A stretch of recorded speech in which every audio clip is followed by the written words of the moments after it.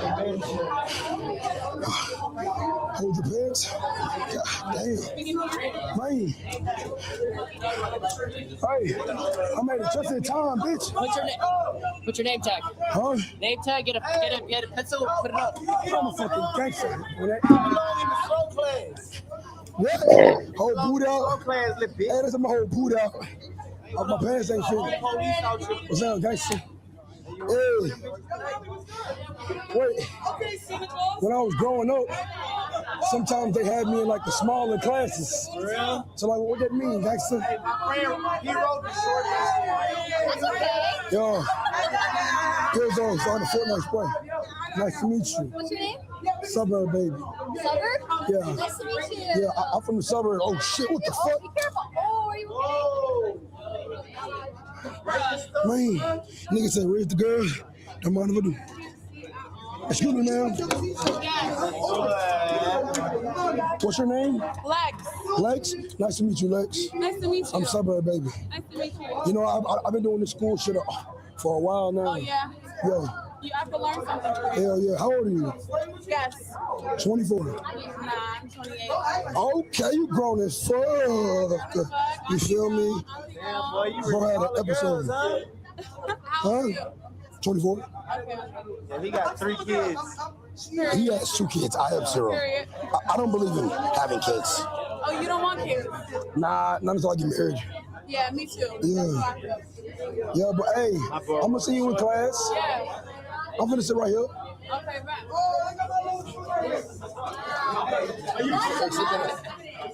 Man, that's your job. You the cameraman. She fine. Y'all chill. Y'all chill. I was just shorty, but he got all of it unreleased. Hey, that nigga Rooney got all of it. Hey, Sam, gangster. Sit your old ass down so bad. Make your pussy ass up.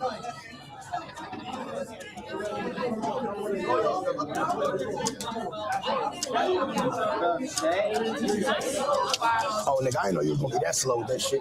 Give me that motherfucker. Wait, no, nigga, I'm gonna be moving, nigga. Nigga, I'm a badass look. You think I'm gonna is this stationary with a stand? I'm gonna be moving, bitch. Huh? You get TV battery, charge too fast. You talking about? TV battery, It's good. We don't need it right now. It's good. I go with that noise, but nah. Everybody shut the fuck up. It's time for class. What was that 3% on there? It's good. Hey, these thieves, thank you for the sub, gangster. Time to cook for him. Just your pussy ass up, nigga. It's everybody in the class doing this. Your stupid ass up. Say you gangster don't play with him. Huh? What is it? Big announcement! Y'all take one. Put a bubble in it. Silver, shut the fuck up, bro. So we are aware that the internet is really bad. Ma'am? Some streams might not be working. They're working on it, so we might push back class. I got TV. My shit working. We'll keep you updated. No. You have a question? Hmm? Do you have a question? Oh, I just wanted to tell him. Oh, okay. He cussed at me. You cussing you? Yeah. You can swear. Okay. You can swear. You can swear? Yeah, you can swear. You can swear? All right, fuck you there, pussy. Hey, didn't you ride the short bus here? The teacher just said we could swear. Nigga, fuck you. Let your mama love you, bitch. Yeah. You still a hoe though. Yeah, nigga, own it. That boy get in front of the girls. Nigga, own showing it. off. I see what it is. Nigga, own it. I see what it is though. I'm a goofy. Boy, you get around the girls and do anything. You damn right. I don't like that You damn pussy right. ass shit. I get around girls and act different. Say Slam. How you doing? Hey, this ain't you. Hey. This ain't you, Slam. Shut up, bitch. Take off my jacket. Ain't you. Take off my Hey, jacket. you a straight hoe. Fuck you, nigga. Hey, you a straight hoe. Fuck up. Stop acting a fool. Stop acting Hey, bro. Oh, shit. Stop acting a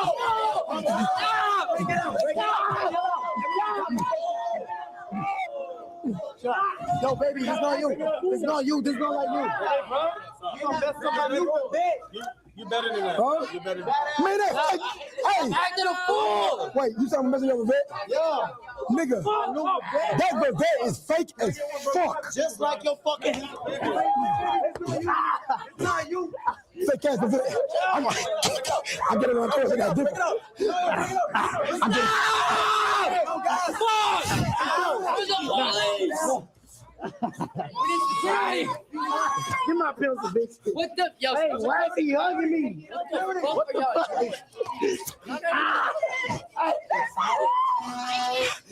Security.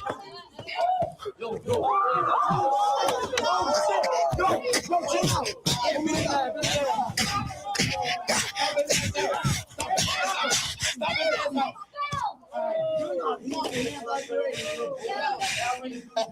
Put your pants up, loser. Hey guys, let's break that stop. Hey, stop. Listen. Give me that. Oh, evacuate talking. I'm here. Yo, y'all scaring the When the fucking game is teacher. over. Y'all scaring her. I'm here to learn. Stop disrespecting right. You need to learn when the game's He over. supposed to be a fake undercover police doing all this. You're not like hugging him for 5 hours. Like, stop. You don't get no hoes. Just go home. Come on, bro. Also, nah, that was bad. Hey, listen, I'm trying to tell him. He only doing it to show off. Hey, everybody sit down. Everybody sit down. Everybody sit down. Hey, Everybody sit down. Man, fuck that nigga with me. What side you want to do? Sorry, what's that? What side you want the videographers on? Well, I thought you were All right, so find a way, adapt. So videographers, adapt somewhere. Adapt over somewhere. at this side. Adapt where? Where you at? Wherever you can. Y'all gotta sit on the floor, whatever y'all do. When this class is going on, it's important that y'all let her have the floor. She got real stuff to teach. There's a lot of smoke getters in here that can learn something. You take away from that, that's selfish. Suburb baby, yup. ruin it. That's him. Genuinely, you want to learn. He's right. All right, let me know anything, all right? Okay, is the Wi-Fi fixed? Detention. It's not Mr. Your pussy ass, some nigga gonna fuck over you. You gotta realize, when we leave Freeman University, anything goes, nigga. I'm a real life gangster. Nigga gonna fuck over your stupid ass. When we leave Freeman University, I'm going to prison university. I'm gonna fuck you up, bitch. Anyways. You need it separate, y'all? Chat. I think so, Hey, Chat. listen, y'all. Everybody listen. Come on. Let her have the floor, y'all. Come on, y'all got limited time. Whatever. All right, I guess we'll get started. I gotta pay attention. We're working. Wow, this camera angle is crazy. All right, so move. Yeah, let's. We need to be mindful of upskirts. You need to move. You gotta move. Yeah. Thank you. I also think it might be too close and fried. Maybe Man, just go over there. Hey, go over there, zoom in. That's good. Thank you. Go over there. Okay. Hello, everyone. Hey, Hiro 13. Hiro, I don't give a fuck about nothing you're saying. No, hey, I ain't a lot. If she come back to you for my do something, I don't like it. I'm gonna detention, she gonna go down, that's it. During these hours, each and let her have the floor. He's right. I think we only have I ain't gonna care. I'm going to sleep. I'm actually trying to learn. I'm going to sleep. All right, today I'm teaching brand elevation beyond streaming. I would love to meet all of you individually as well. So after class, if you want to gap and stuff. I ain't gonna lie, I'm waiting for Agent to come on, cause Agent be so chaotic. teach us but, some shit. Yeah, we'd love to hear more about you later. But I'll just get through his presentation. We can go to the next slide. Bear with us. Yeah, we're hot spotting because the internet's so bad. Take your time. Oh wow, thank you, Jason. Okay, this is me. Model, I see. Model. Okay. We can go to the next slide. Cutie helped me with this presentation. Shout out to Cutie Cinderella. Thank you so much. Okay, I wanted to explain why I'm qualified to teach this class. I do think that I've done a lot of stuff outside of streaming that was caused because of streaming. And I want to give you guys some examples of things that I know is possible that you guys can do because I've done it myself. So, cover Cosmopolitan Magazine, Billboard, New York, Fashion Week. I've interviewed people like Lisa. Next slide. Yeah, oh yeah, we got Subway Surfers in this case. I've been in movies, started a media company. Wait, what movie? Family Plan. What movie?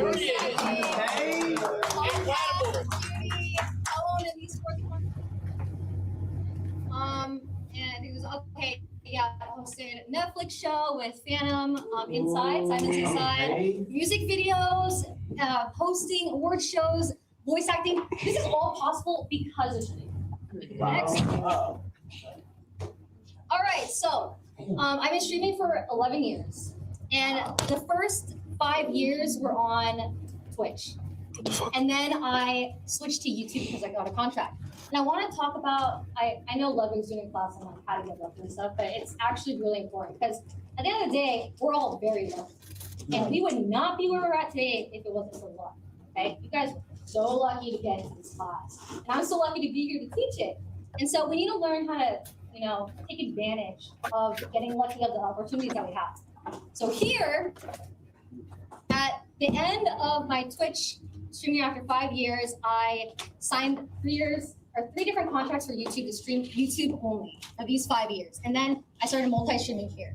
And so what allowed this opportunity here was I played Fortnite at the right time. Fortnite, that's the game at the right time with the right people, good collaborations. It was the right game, it popped off, and that allowed me to find an agent, allowed me to find a manager, and allowed me to take these brand deals and opportunities that would change my life. Like YouTube contract is crazy. They don't do those anymore, but they might in the future. You don't know.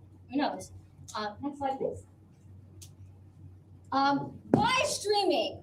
I do want to open up this discussion for why you guys are streaming. Like, we need to think about an end goal. But sure, you might go viral one day. You might have a viral clip. I mean, Jason does it all the time. But it's like, what are you doing in 10 years? Like, do you see yourself streaming in 10 years? Like, do you want to start a company? Do you want to start getting into fashion? Do you want to start doing music? What do you want to do? You have to think about that. Streaming is opening up so many doors for you. It really is. You just have to find it and you have to open it and take chances. Next slide, please. Thank you, Emily. Oh, sorry. No, you're okay. All right, so I wanted to go around and I wanted to hear from you guys what you want to do outside of stream. Like, do you guys have any passions? Like, do you see yourself doing anything? Like, anyone? Jason? I want to be a model. You actually? Yeah. Really? Yeah. And what have you done to make that happen so far? So I walk for 424, but I'm trying to walk for I'm trying to walk for Louis Vuitton, Mueller, one of the higher brands. What about the bed? I would love to walk for the bed. Okay. It's always does the brand. Okay, Go for the bed.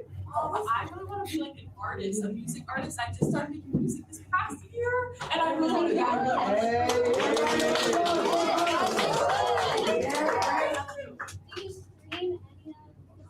I just started getting into IRL streaming, literally the past couple months. So I really would love to start making music on the side like that as well. You can definitely stream that. Exactly. You can stream a lot of things. Anyone else have any goals or opportunities they want to work towards? What about you? Yes. Yes. You can do that. You can do that. I'm actually also I know a lot of stuff, but I want to get more. Okay, so you just want to stream. Yeah, I want to get more. Okay, so what kind of stream do you want to do? Just IRL stream? I see. Okay. Next slide, please. All right. Who's talking? Who is talking? I'm sorry. All right, plan A is having a plan B. What's going to happen after, at the end of the day, we all fall off? All right. Are you going to have a plan? What happens if the internet goes down tomorrow? What if TikTok gets deleted? What are you guys going to do? You don't want to put fries in there? No. No, so you need to have a plan to keep yourself financially stable, all right? Because this career is very volatile. You might make $1,000 one month and no money the next, up and down. All right, what to look out for?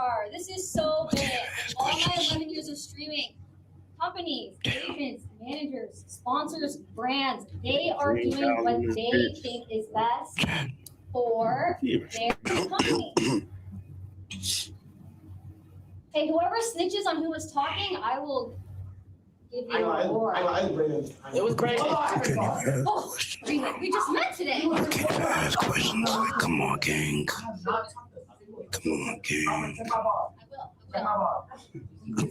We're getting phone numbers in class. Are you getting phone numbers? Yeah, and they turned green and she didn't give the right number.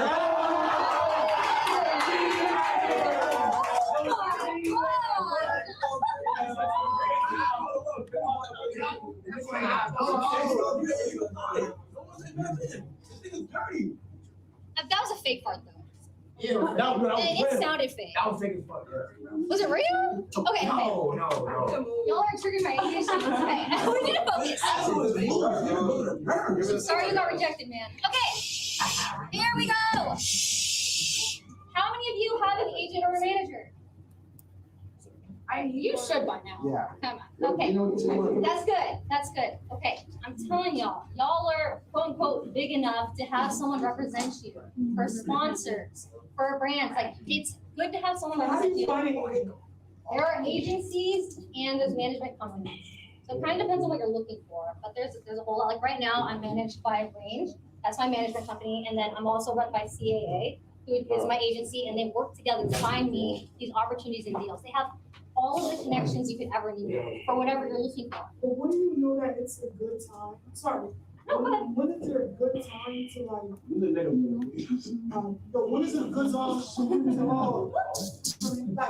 to look for it? Be on the 10, give them!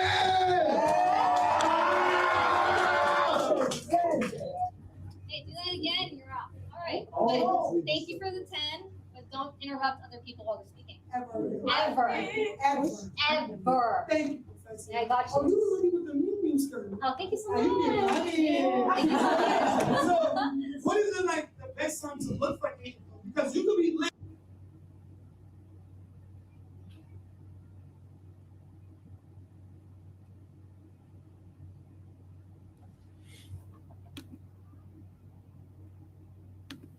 All right, I'm going with somebody else shit. Right?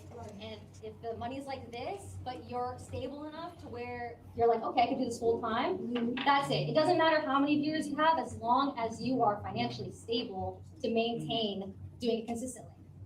And I should do questions after. No, it's not a question. You just pay me with a word gun. I think you deserve it. I think they need to get out. I don't have water. So we excuse it. I excuse it. Oh, you didn't. Put this whole house upside down. You already have. All right, let's finish this. Thank you. Quiz time! I would like to remind everyone. Her class boring as fuck. I would have fell asleep in that bitch.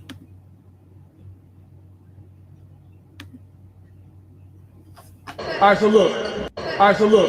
Hey, listen. I was finna smack the shit out of that nigga. No, dude. I'm not gonna lie. I'm gonna run up and down with you because I feel like the audio. Okay. We can make right another. We'll do it right now. We have time. We have a little bit more time. Yeah. Try, we gonna mic up so y'all can hear us.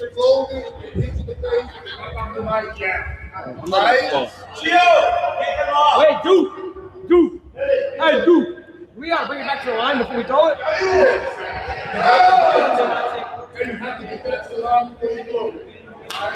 I just realized we left my backpack At the batteries? at the cafeteria. So you don't have the batteries? No. It'll last for this class. Yo! That nigga not mad close. These dead ass. Are they not mad close? No, they're looking.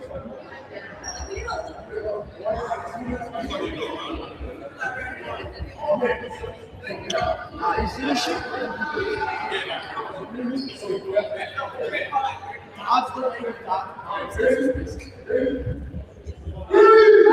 Wait, dude. Wait, what are you at? Wait line, right there.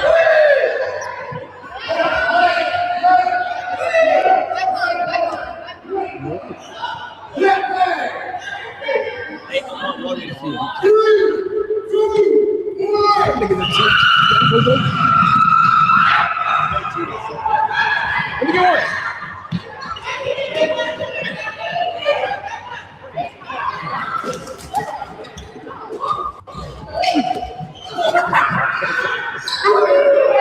That's it. Let me get it.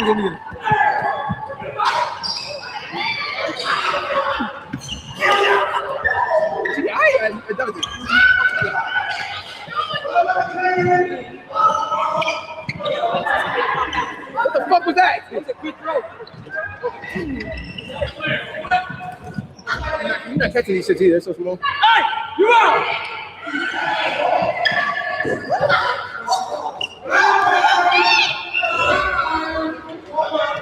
Wardrobe.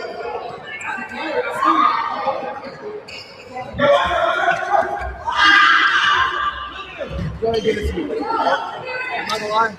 Get that guy. Weak ass. Take him in.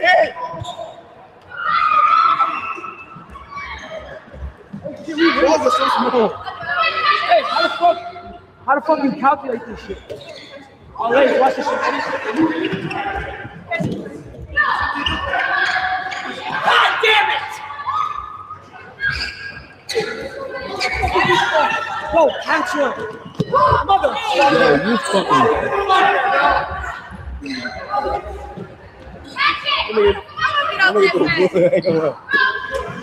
Reflex is not like how they used to be, chat.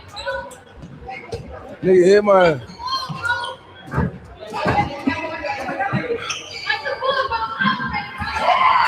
Yo, if I leave the camera. You caught it? Hey, you caught that? Yes!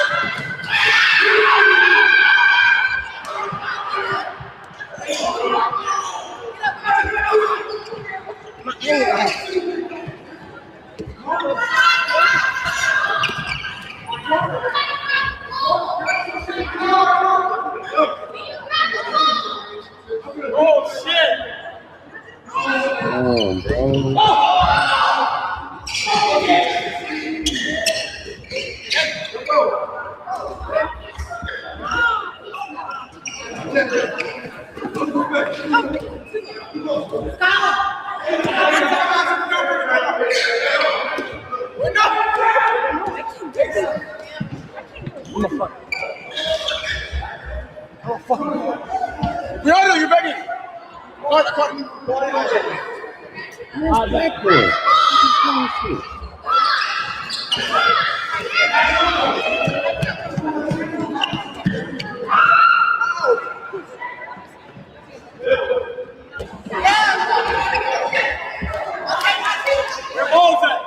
That's our ball. Move, move. Fuck out of it. Fuck out of it.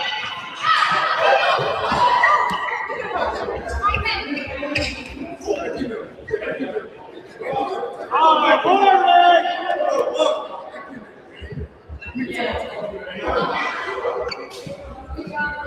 Catch it, nigga. What the fuck is that? God damn it!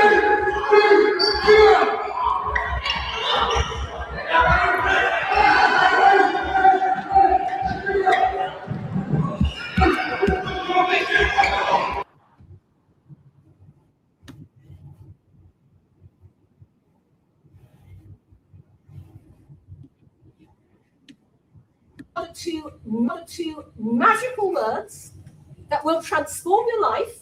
So get ready. The two most magical words in any independent creator's life are payment up front. Payment up front. Two words and start clapping. Whatever you negotiate, payment up front. No, I got it. And do not lift a finger until it's in your bank account. Okay, I'm not kidding. If you start working without being paid, you will never get that payment. Okay? Especially because brands operate appalling payment terms these days. 90 days, forget it. There's a Q&A session at the end. You can ask all your questions then. So, payment up front. I'm just going to tell you everything I talked to you about today, I'm doing myself, okay? I am trying this, I'm living this, I live my own philosophies, I'm experimenting, I'm failing, I'm trying again. So, let me tell you what I do. I date younger men. So that is why 18, 19 years ago, long before anyone else realized this, I realized through dating younger men that when we do not talk openly and honestly about sex in the real world, porn becomes sex education by default in not a good way. I'm a naturally action-oriented person. I went, right, I'm going to do something about this. 17 years ago, I put up a no-money and tiny clunky website at makelovenotporn.com that in its original version was kind of a public service announcement. Porn world versus real world. Here's what happens in the porn world. Here's what really happens in the real world. I launched Make Love Not Porn at the TED conference in 2009. You can find my talk on TED.com. I became the only TED speaker to say the words "come on my face" on the TED stage. The talk went viral as a result, and it drove this extraordinary global response. Thousands of people wrote to me from all around the world. I realized I'd uncovered a huge global social issue. And so I turned to Make Love Not Porn into a business. Today we are pro-sex, pro-porn, pro-knowing the difference. We are the world's first and only user-generated, importantly 100% human-curated social sex video sharing platform, Q&A at the end. So we're kind of what Facebook would be if it allowed you to openly, healthily, sexually self-express, which it doesn't. The way to think about us is, shush, no talking in class while I'm speaking. The way to think about us is, if porn is the Hollywood blockbuster movie, Make Love Not Porn is the badly needed documentary. We are a unique window onto the funny, messy, loving, wonderful sex we all have in the real world. We are normalizing, destigmatizing, socializing sex, bringing it out of the shadows into the sunlight to promote consent, communication, good sexualized behavior. We are literally sex education through real world demonstration. Ooh. Now, I want to make you all aware of something you may not have thought about previously, because I'm going to contextualize what I do in the broader tech landscape as a whole. Shush, guys, no talking in class while I'm talking.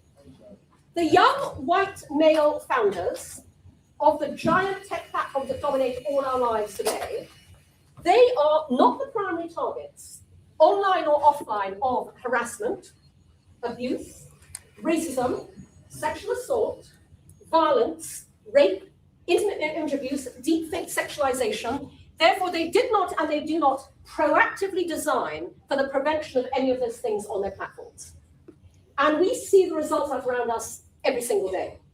Those of us who are most at risk every single day, women, Black people, people of color, LGBTQ, people with disabilities, we design safe spaces and safe experiences, but we don't get funded. Only 1.7% of all venture capital last year went to female founders. That is why we have still not seen how much better, safer, happier, and by the way, way more lucrative the future of the internet could be when it's designed and built by all of us through the female diverse lens, two keywords, at scale. I designed Make Love Not Porn through the female lens to be the safest place on the internet. I designed around 100% human curation. There is no self-publishing of anything. Our curation team watches every video submitted, questions at the end, every video submitted from beginning to end, and then we approve it, and we publish it, or we reject it. Nobody else does that. We review every post on every member profile.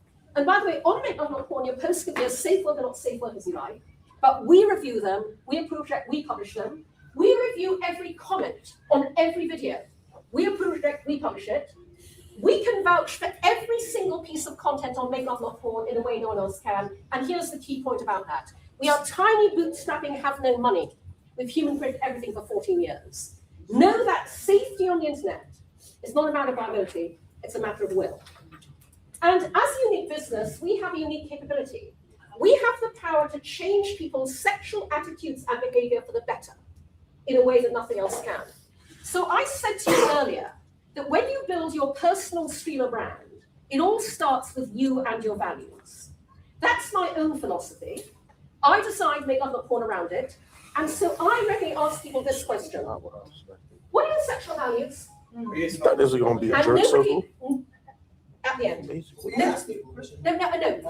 I'm saying this is what I ask people. And no one can ever answer me because we're not taught to think like this.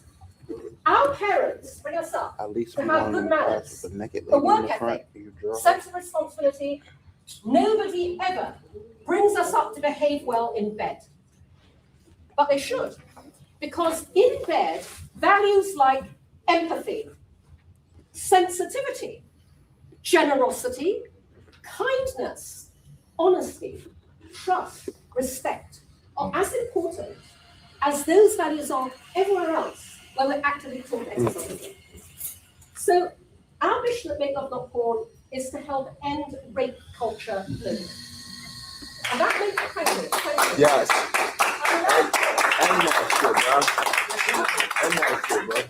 That makes that a very big mission. We have 14 years of proof of concept on the micro level.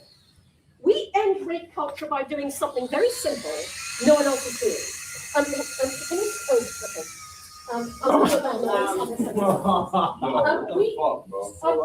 it's just the fan's quite distracting. Is it lower better? I understand. Okay, we end rape culture. Wish you understand. Everybody, please pay attention. I got you. We end rape culture by showing you how wonderful, great consensual communicative sex is in the real world.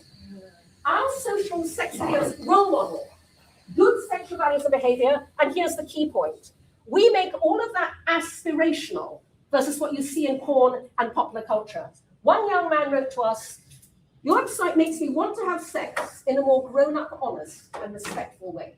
We can do that. We hear from men of all ages especially, okay? More men send us grateful emails, they push comments to anybody else because at Make Love Not Porn, we are something unique that men will find nowhere else on the internet, which is a safe space where men can be and watch other men being open, emotional, and vulnerable around sex. You would not believe, I'm not saying anything there, you would not believe the number of men who write to us and say, "I just watched my first video Make Love Not Porn, and afterwards I cried." Is that good? Yes, it is, because I've said for years, the reason they do is, I've said for years, Okay. I wish society understood the opposite of what it thinks is true. Women enjoy sex just as much as men, and men are just as romantic as women. Yet neither gender is allowed to openly celebrate either of those facts. We're all better off they were. I picked up this great Twitter exchange a few years back between two men. The first man tweeted, "I'm looking for some porn recommendations for a pretty weird kink I have. Hoping you all can help me. It's a fetish where someone loves and appreciates you for who you are and is loyal and decent. Hit a brother up in your heart, six, please." Oh, how late is this?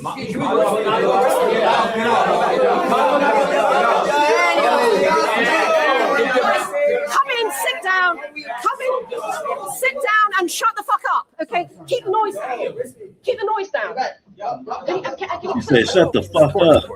Oh, my nigga. Guys, What are you looking at? guys, shush. Okay, so as I was just sharing, this is a Twitter exchange I picked up a few years ago. The first guy tweeted, "I'm looking for some porn recommendations for a pretty weird kink I have. It's a fetish where someone loves and appreciates you for who you are and is loyal and decent." Another man replied and said, "There's a website called Make Love Not Porn where real life couples film themselves fucking and making love. It's pretty hot and real. I found a video there where the woman actually said, 'I love you,' while making love to her man. Sincerely, I started crying when I heard that." We celebrate love, intimacy, and human connection, and that is what everybody wants.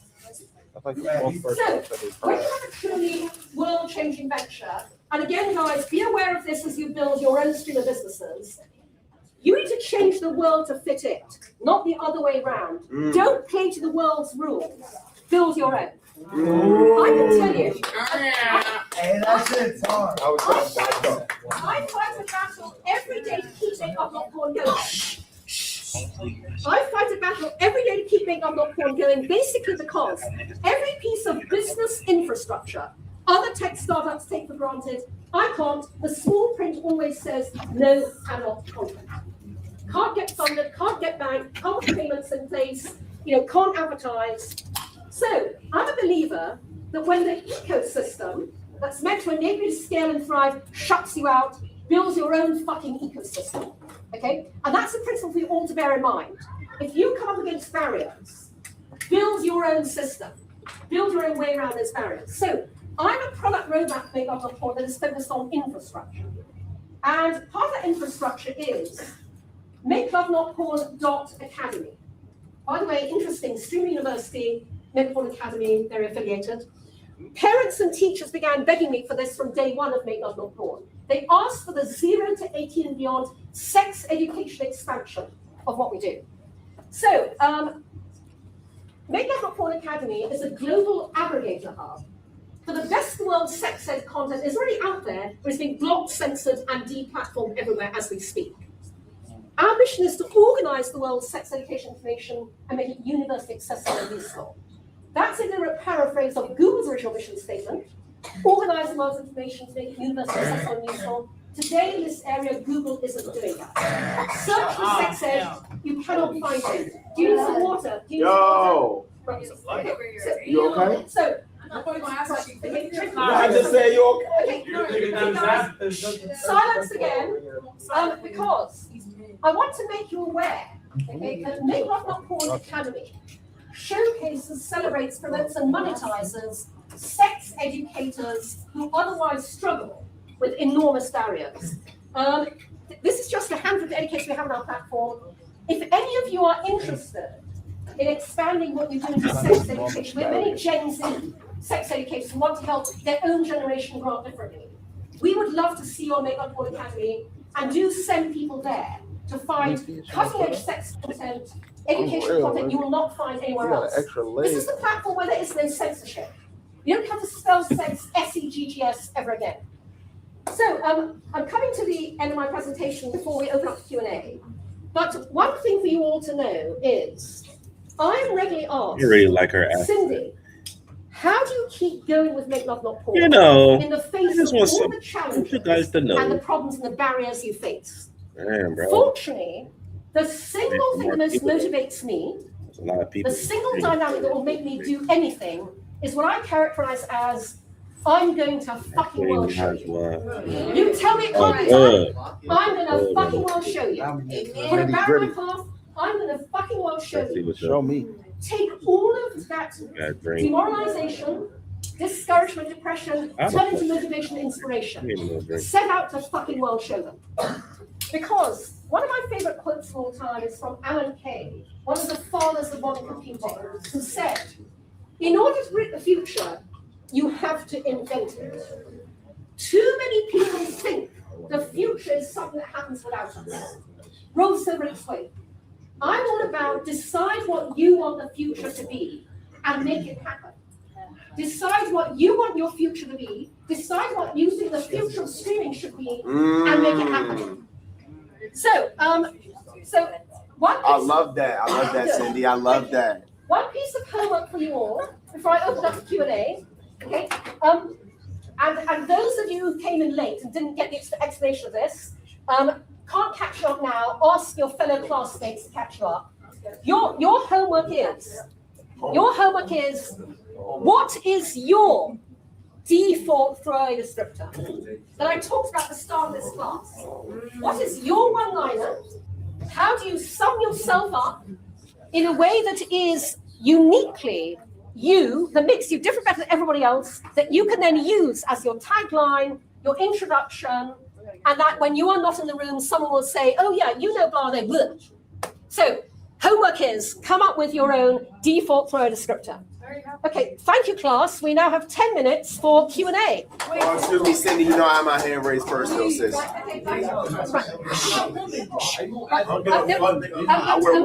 were here early. Let's hear it. Right, everybody, silence for questions. We're so excited. Sorry. Yeah, second. Right. You said you like younger men. How young? That is a question that, when I said at the very start of this presentation, do not ask disrespectful questions. That is not a question. It's not. You the one said it. Fuck all that. Fuck all that. You the one said it. That is not necessarily disrespectful, but it's a personal question that is not related to the class. Okay? Why the fuck all that? Now, why would you say it then? You the one say you like younger men. What the fuck is you talking about? What the hell are you talking about? Talking about it's personal. Motherfucker, it wasn't that damn personal. How young you like these motherfuckers? Within your guidelines. That's personal. Okay, I have a number of issues with Euphoria that are to do with the male showrunner. And again, we don't have enough time to go into those, but I will just say to you that I've been campaigning for many years for better depictions of sex in popular culture. Because as with every industry, every popular culture industry is male dominated and white male dominated. And so what we see is through the male lens, okay? And it's interesting that, Megaporn is designed to make it easier to talk about sex, to each other in bed, to have better sex, okay? In popular culture, you have a spectrum ranging from Game of Thrones, where pretty much the only way anyone has sex is rape, which is why I stopped watching it, all the way through to even in rom-coms, okay, Hollywood rom-coms. When you get to the sex scene, white curtains flutter in the breeze. People melt together wordlessly. They fall gently in slow motion back into the bed. Nobody says anything. No one says, "Is this all right?" Nobody. You wait, ripple dissolve, wake up next morning, beam each other across the pillow wordlessly. That does not help anybody either. And so what I will tell you is that there is a very old movie that is fantastic in its depictions of real world sex, and it stars Justin Timberlake and Mila Kunis. I'm trying to remember what the hell it was called. It's called something like Friends with Benefits. Check it out. But no, Euphoria is not a great depiction. Next question. I have a question. Yes. Do you believe that it's true that women have better sex with women because we actually pay attention to emotions? You ain't doing all that.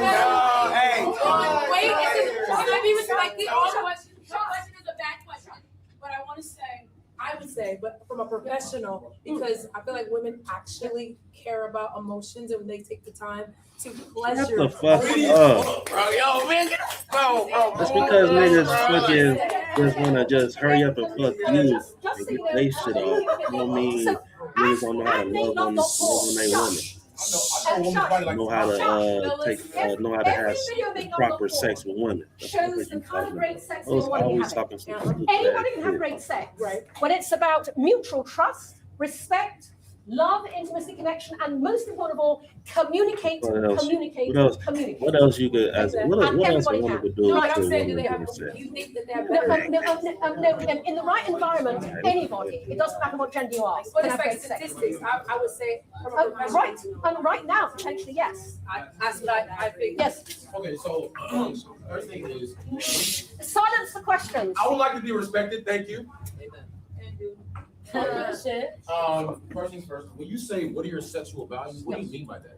So what I mean is, we are all brought up to have certain values. Okay, we're brought up to, hold ourselves accountable.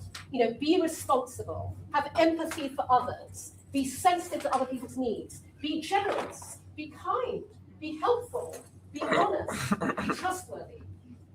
And people do not consciously translate all of that into the way you should behave in bed.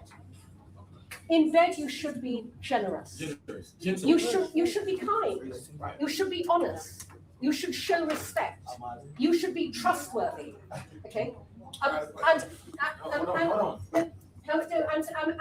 Again, guys, just because this class is very straightforward. Okay, and I will tell you that I'm very selective about the younger men I date.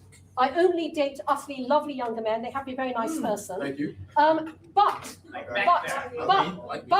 the point being, people say to me, "Oh, Cindy, if somebody has good values in life, surely they do in the bedroom." No, I date lovely younger men, and in the bedroom I see them modeling the body language that says, "My dick is the center of the universe," because that's what porn has taught them. So no, you have to have good sexual values in bed the same way you do out of it. Okay, and last thing. So I remember you said this class is about your value, your personal brand, and making a shit ton of money. Yeah. This is a genuine question. What does porn have to do with making a shit ton of money? So I use what I'm doing with Make Love Not Porn to give you a sense of how I'm living everything I recommended to you. I built a completely unique platform based on authenticity because nobody else was representing authentic real-world sex the way you have it in the real world. My own business is all about authenticity. It started with me and my values. I identify my sexual values. I design my business around that.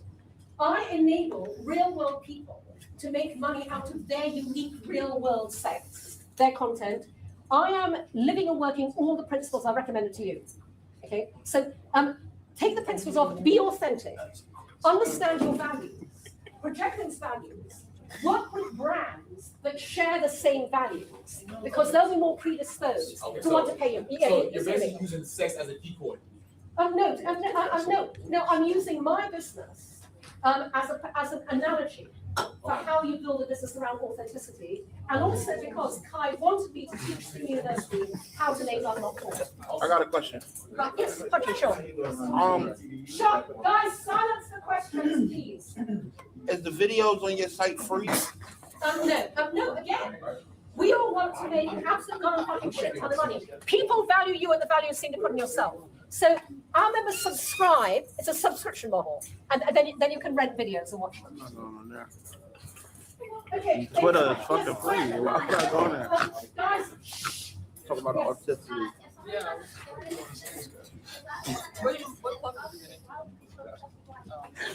sorry, if someone has a porn addiction now. If somebody has a porn addiction, does that mean that they're a cup? I was confused, so it says Wait, what? Here's the thing.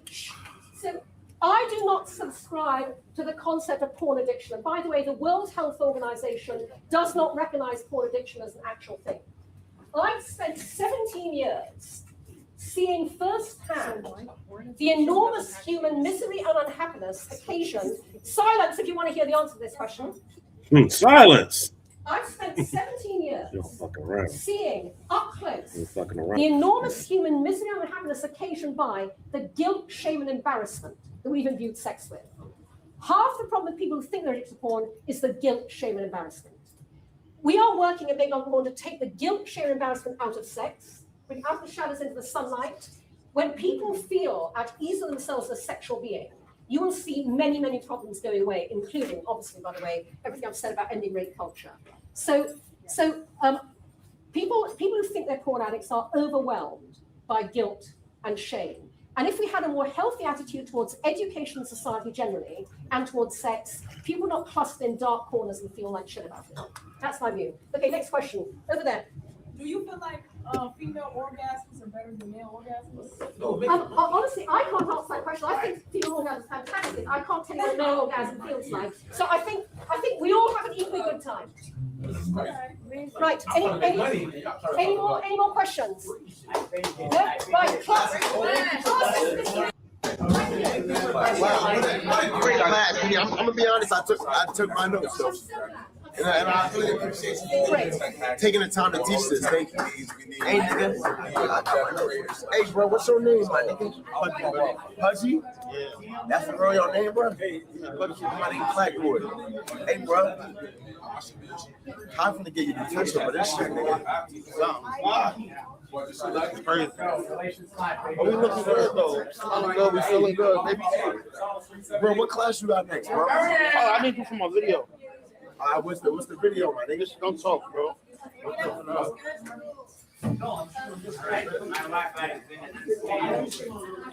I'm dapping up all the 10s.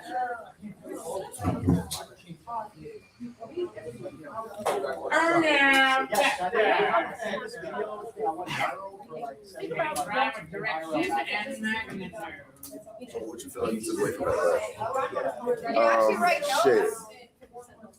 You feel like you learned anything? Did you actually write notes? Hell yeah, like I really do.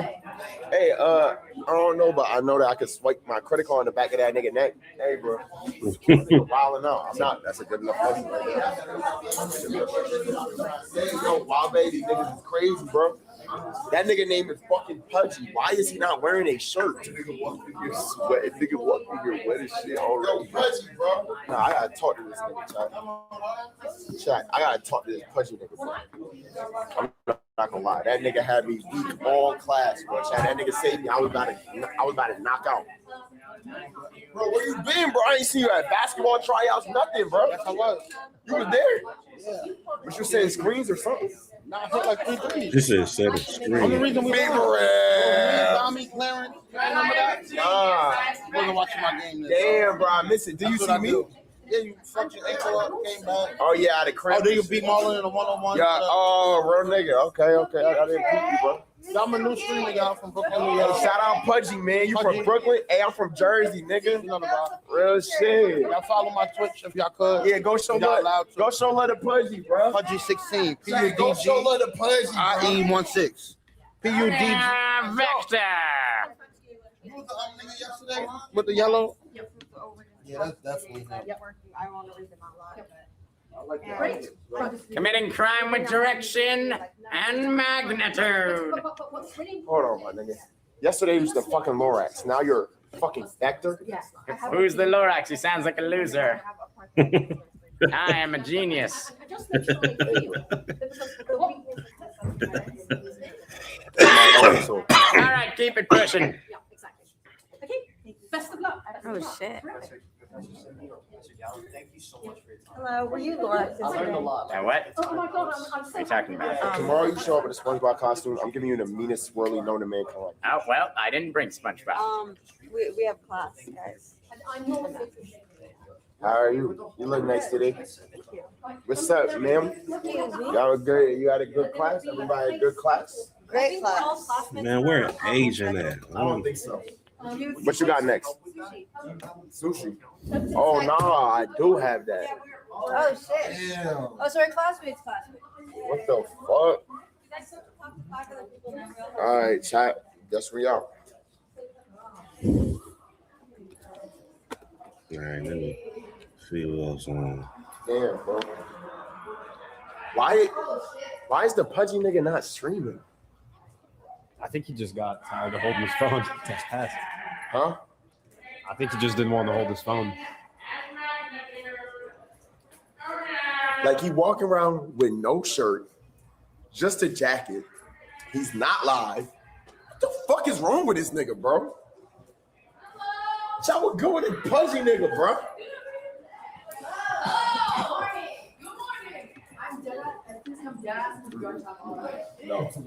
No, I don't fuck with it. I don't fuck with it. Chat, she try foreign. Bro, what the fuck? Shit, acting retarded, dog. My roommate is alternative. I don't know if you guys seen her. She's so dope. Like, I'm like, they definitely chose us with intention.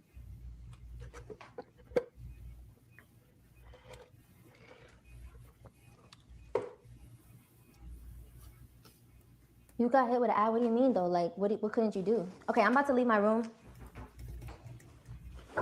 Yes. Okay, I'm coming out. Wait, let me make sure I got my key. Let me get my key.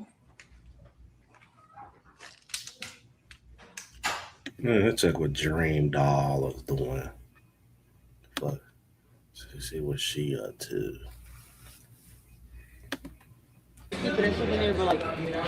What time your next class? 11.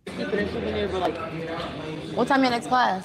11, but it's down the street. You got cooking? Yeah. Me too. No, they really wanted us together. We really go together in this shit. Life, for real. My bad, son.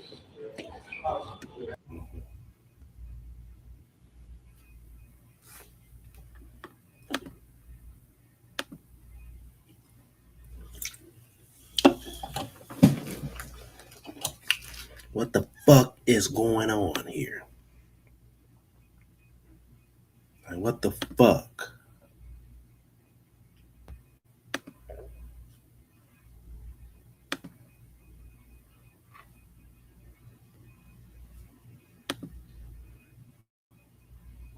Hi, Silky. Morning.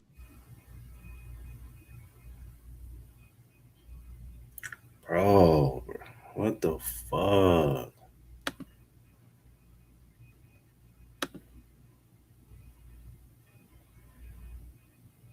It ain't about nothing. I have every single fit extra. I think you wanted me to put that shit on. I should have. You're capping. Okay, you see picture. So why you don't got none of this? I got brown outfits. You said you got your own vest? I got my own vest too, but it's like, you know what uniforms are talking.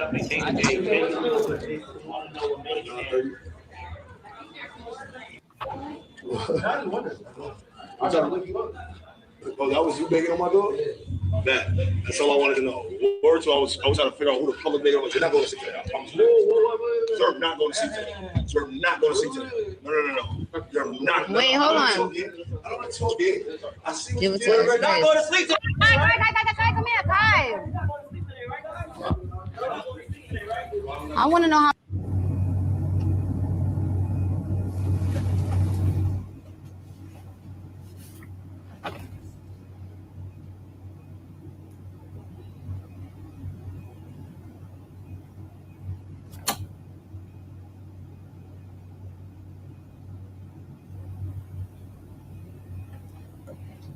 Bro, what the fuck, bro? What is going on?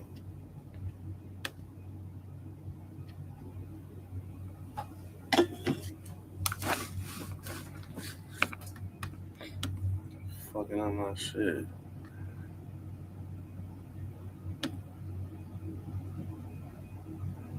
How we get the other outfit?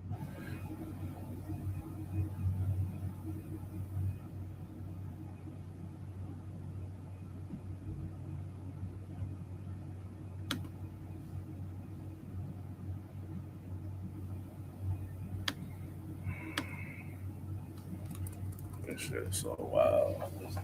Mouse.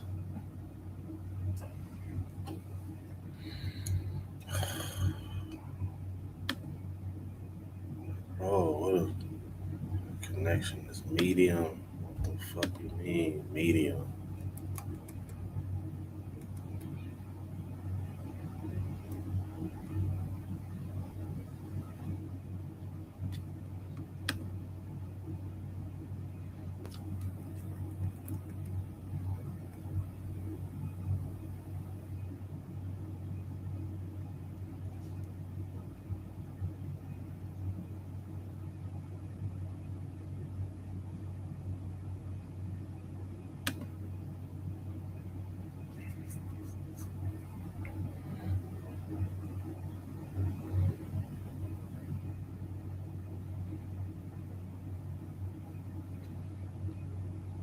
Get on the hose. Jeremiah, you back with this thing? He just ignored me? He just ignored me?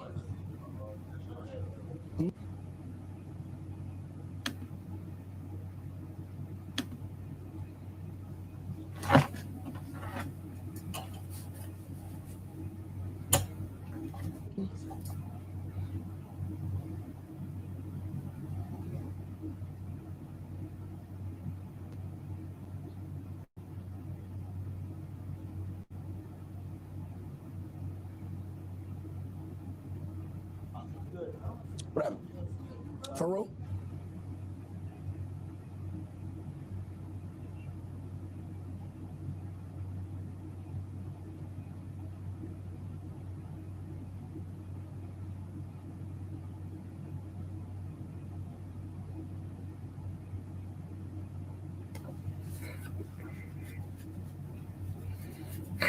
Lord.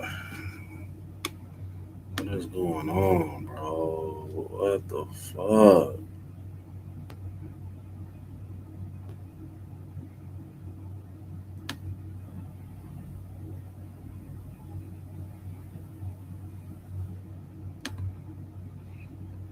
It's right in front of you.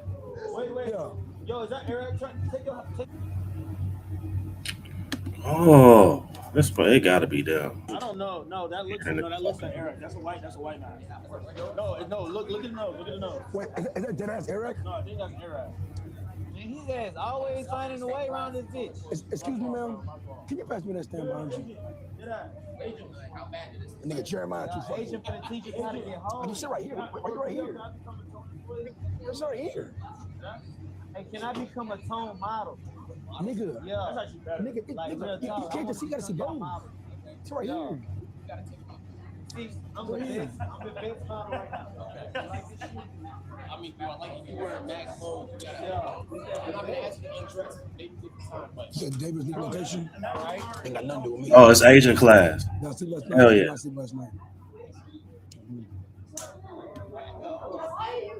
Zay, wait, ma'am. Just hold it. Ma'am. No, ma'am. just leave that shit alone. Ma'am. Did I say thank you? Oh my God. Thank you. Get like right here. You gotta tell me again. Tell me. Thank you. Nigga, that is not Eric. That's not Eric? No, that's a nigga. What? Nigga, you know how big these pants are? No, like, you know how big they are? Nigga, these hoes are like meant for a nigga like twice my size. Bro. Excuse me. Nigga, look at this shit.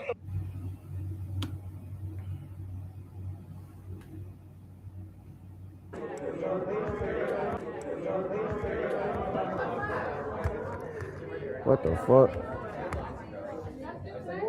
Yeah, there you go. Twos. We good, chat? Twos.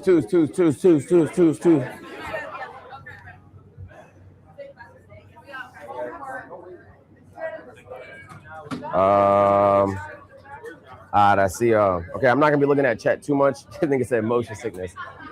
All right. Yo, could we have this area clear? Because I'm gonna be walking back and forth here. Yeah, thank you. You should be good there. Yeah, this area here, I want to clear it. What up, Easy? Yeah. Not sure. We got to tone it up.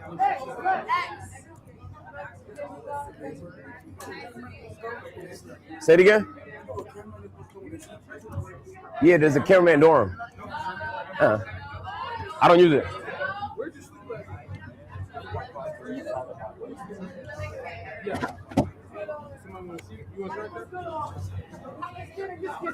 Yo, you mind clearing this? Yeah. Cause I'm gonna be walking this corner. These 3 seats right here. Okay, yeah, appreciate it.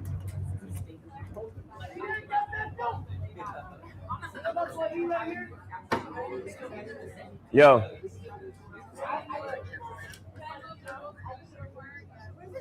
Who?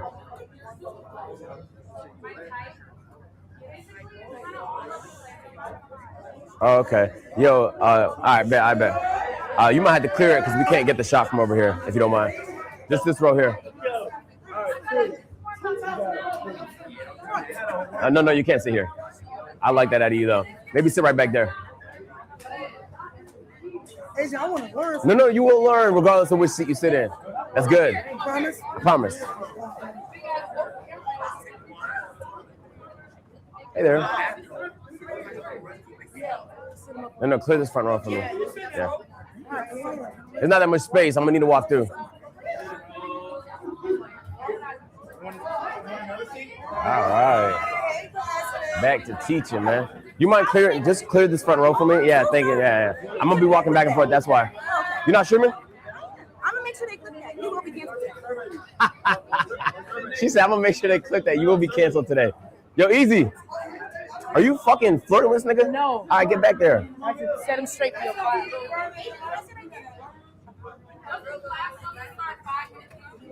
Yeah. I heard that. All right. Quiet down, please. All right. First thing I would like to say is I know everybody's streaming, but if everybody keep talking and stuff like that and interrupt, it's gonna make it very difficult to get through this. I think y'all will learn something. Dead ass, lock in, bro.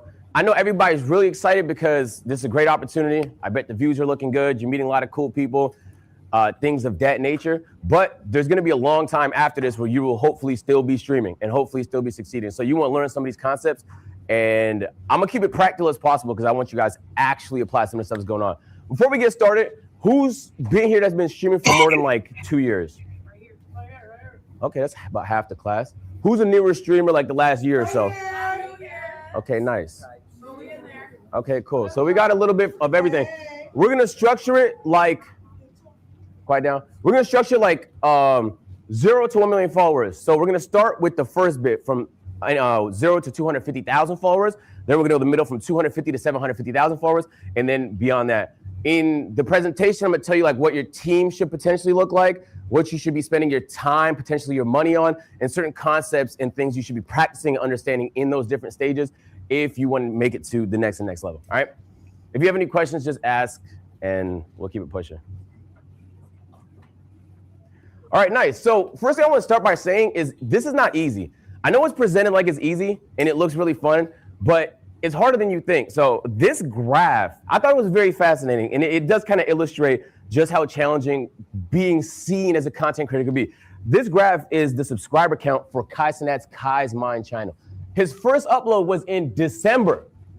He was at 500 subscribers in December with dozens of uploads. I'm talking about Cenat. Now, granted, he was uploading as almost like an experiment to see like, he was just saying things that was on his mind. It wasn't super high appeal content. But it's interesting to think even one of the biggest people on the internet can upload dozens of videos to an unknown channel with under 500 subscribers. It wasn't until he promoted it in March where it got a huge spike and it reached 500,000. So like if you're struggling and you've been doing it for a while, sometimes it's not necessarily that you suck. It's just you haven't quite figured out certain concepts yet.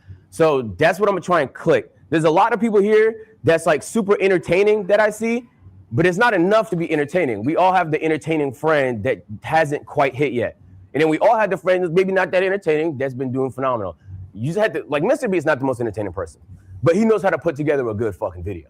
So in the same way, we're gonna talk a lot about other platforms because one thing you'll realize as a streamer, you have to be on everything. If you're not on IG Reels, sometimes you gotta be on Facebook. You gotta be on literally everything because that's how you're gonna drive the people to your stream.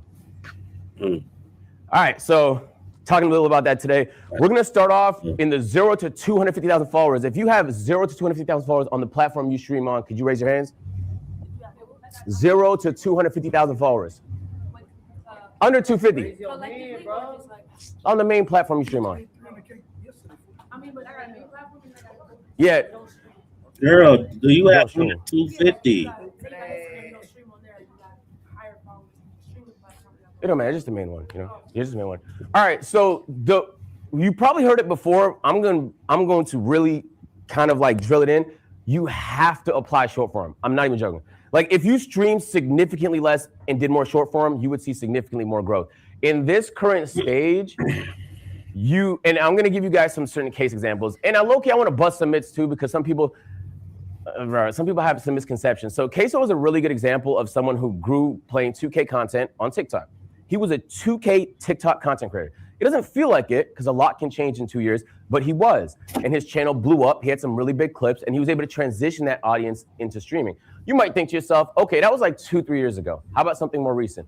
Joe Bart. Joe Bart did a lot of like rant, commentary style content on TikTok. He was able to transition that content. He's one of the biggest streamers on Twitch right now, but it didn't happen overnight. He's someone that killed it on TikTok. One thing you notice about both of them, they're not just good on TikTok, they own it. These guys are fucking demons at TikTok.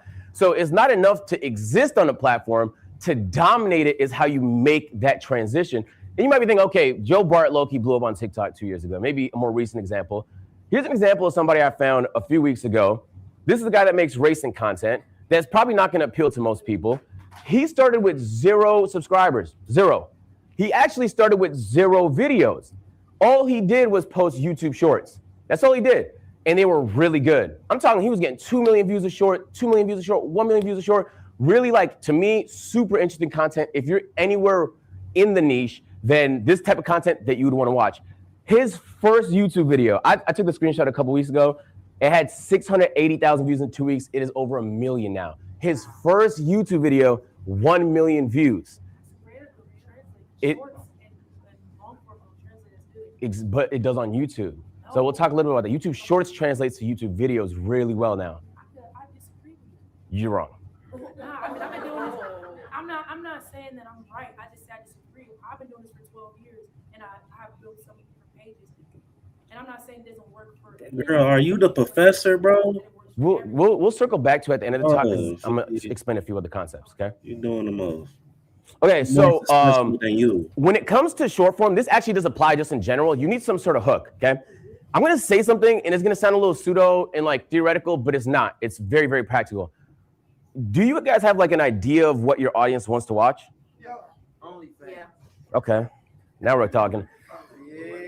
Being able to like put yourself in your audience shoes is the biggest superpower content creator have.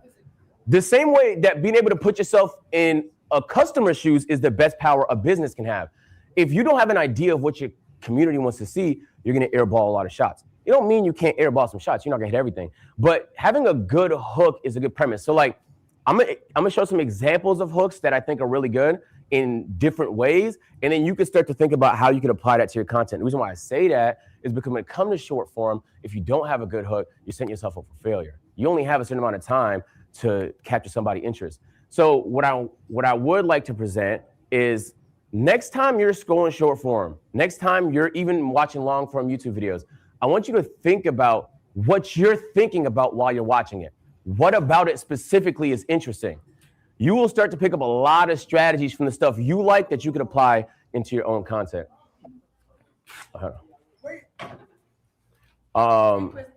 Goodness gracious, Pudgy. No shirt, bro? All right.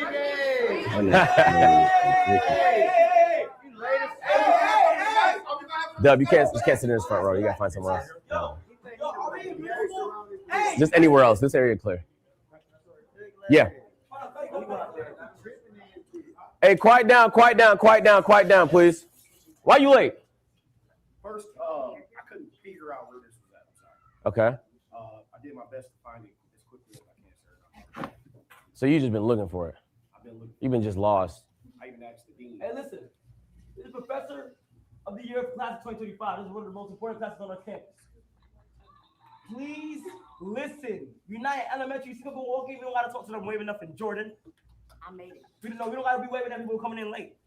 They came in late. I made sure to Pay attention, please. Go ahead. Thank you, Dean Cenat. If you're really popular on a platform, like some of you guys, like Alyssa, you have a face that people have seen on TikTok a lot, you can use your face as the hook. You know what I'm saying? If you look at a lot of AMP videos, we just use our faces as the hook. So like if, for example, who here is like known for something that, Dub, what are you known for? Having a son and food now. Okay, nice. Well, in that instance, you could use your face in certain contexts that apply to that, right? If somebody thinks you're really knowledgeable with money and you're doing a money topic, sometimes your face is gonna be the thing that hooks people. So, you know, it doesn't have to be like a big thumbnail with a fucking red circle, you know? And then like, you just have to, well, we'll explain a little bit later, but it just had to be like an itch that you could hook. So I got a couple examples here. I'm gonna show you the good example first. Hopefully it works. There we go.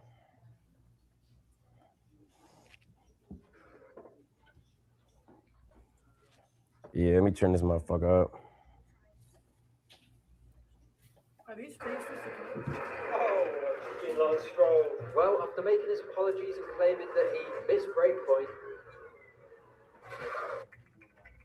I thought we were done there. But the very next race, I found myself next to him again. This time I'm driving a McLaren and in a tight battle of my own, getting squeezed onto a curb before making a move around the outside of another. Unfortunately, I get a poor exit after he taps me on the rear, putting me into the snapping jaws of the cars behind. Suddenly I find myself defended from 4 different drivers and start weaving to avoid giving a tow. Okay, so that's an example of that's a very activating show. I can sit down and explain to you guys all the reasons why, the angles, the voiceover, where he threw it to, where he got it back.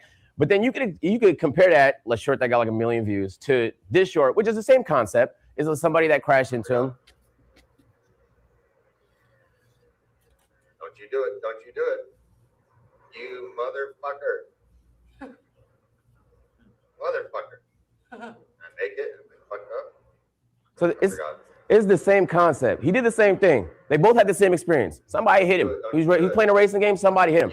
One guy went through the effort, again, all these cinematic shots, making sure you had no chance for your attention to get lost. Another person just played a clip. There's levels to this. You got to find editing skills. And so, like, I will say, we're going to get to it in a little bit, but a lot of the skills you hire for are actually things you should know. One, you're going to know if someone's scamming you, if you know how it's done. But then two, on top of that, if they're not available and for some reason you need to get down and dirty, you should know how to edit a video. You should know how to edit a short. You should know how to do all the things you hire for. That's why I know how to make lotion and shit. That's the tone guys here.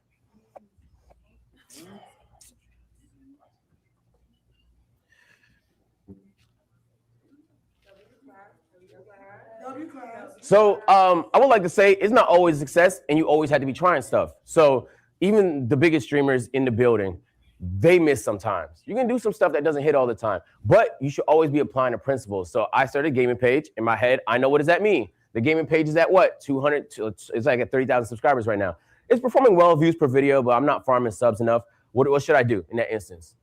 Lean into shorts. So not only am I posting YouTube shorts consistently now, but I also created a gaming Instagram so I could apply more shorts. And there's actually a pretty good conversion between Instagram Reels and content off platform. Instagram is actually maybe the most underrated thing in content right now. So let me give you a couple examples of hooks. This is an example of a hook where the caption is what makes you intrigued in the content.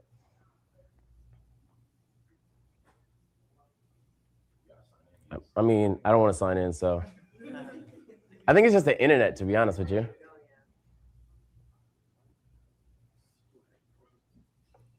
So that click worked, but this click not working. Let me try it again.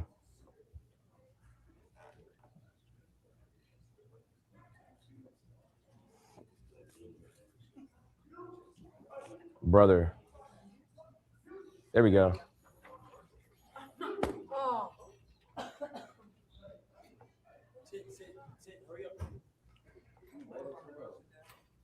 Who's that? Jason? I don't want to talk right now, bro. What happened? Teaching, bro. Okay.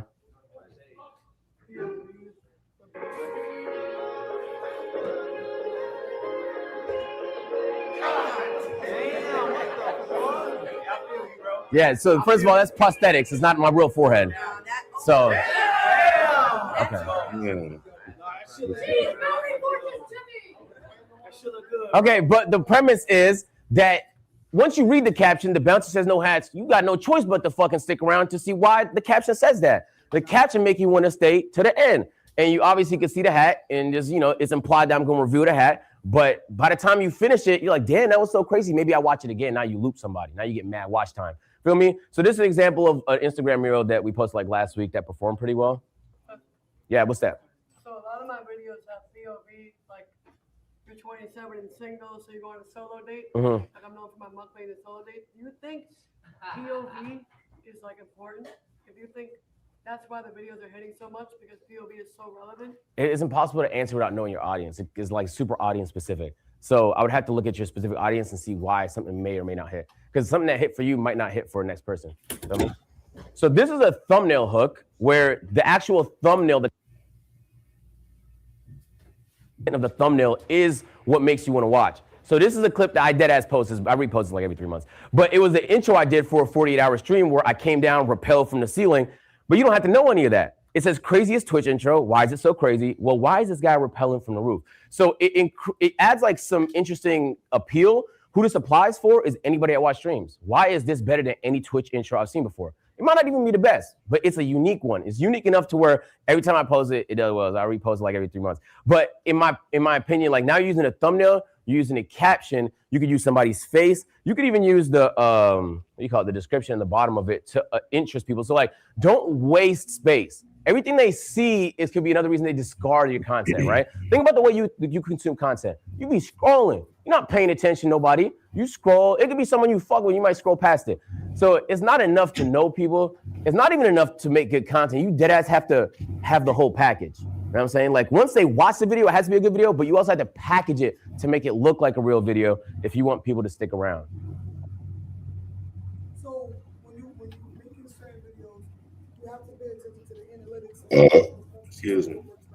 Yeah, that's true. We'll get into that a little bit more, but that does apply. Yes, you're correct.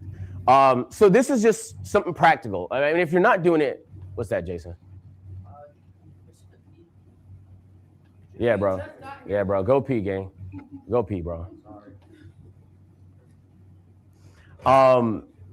So this is like, to me, this is obvious, but there's a chance that you might not already be doing it. So let's say you're in fashion, right? Let's say you're in gaming. There's really no planet you shouldn't be on TikTok. You could type in gaming. You could click the 3 dots. You can click filter. You can go by like count, and you can go this week or this month.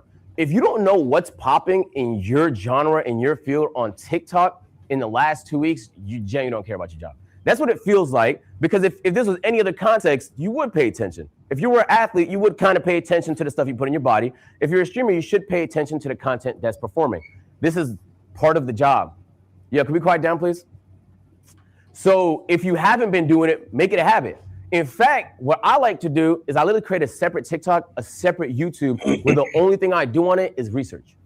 So the algorithm specifically feeds me interesting, unique, creative stuff because that's the only thing I consume on it. So I don't watch my usual videos on there. I specifically use it just to see what's hitting, what's working. Not just for stuff in your bubble. Genuinely, you'll have so many bangers if you start looking at other bubbles. You know what I'm saying? It's interesting though. Like there are French streamers with 40,000 live viewers that you've never heard of. There are Spanish viewers with 50,000 live viewers you've never heard of.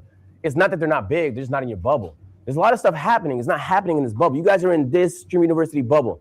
It's mad shit happening in the world. If you're not paying attention to all of it, you're missing out tremendously.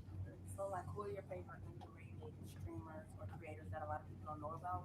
With that, you're like, they're fucking around that block. Alyssa, I think she's fire over there. Suburbs hilarious. Chibu didn't make it here. I wish he got picked, but Chibu's really funny to me. Okay, so not me. No, I mean, okay. Did you want me to say you? Okay, you're pretty great too. Yeah, I love your content. Yeah. What about this guy? All right, so I would like to say, there's a good, certain things you can't learn without trying. It's facts, right?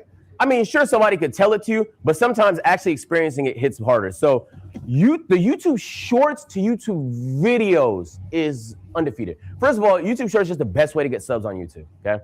And you might be saying, like, this is Stream University. Why are you talking about YouTube and short form so much? It is impossible to grow as a streamer, okay? I don't know if you fucking noticed. You will not grow as a streamer by streaming more hours. In fact, you won't even grow as a streamer by making good content.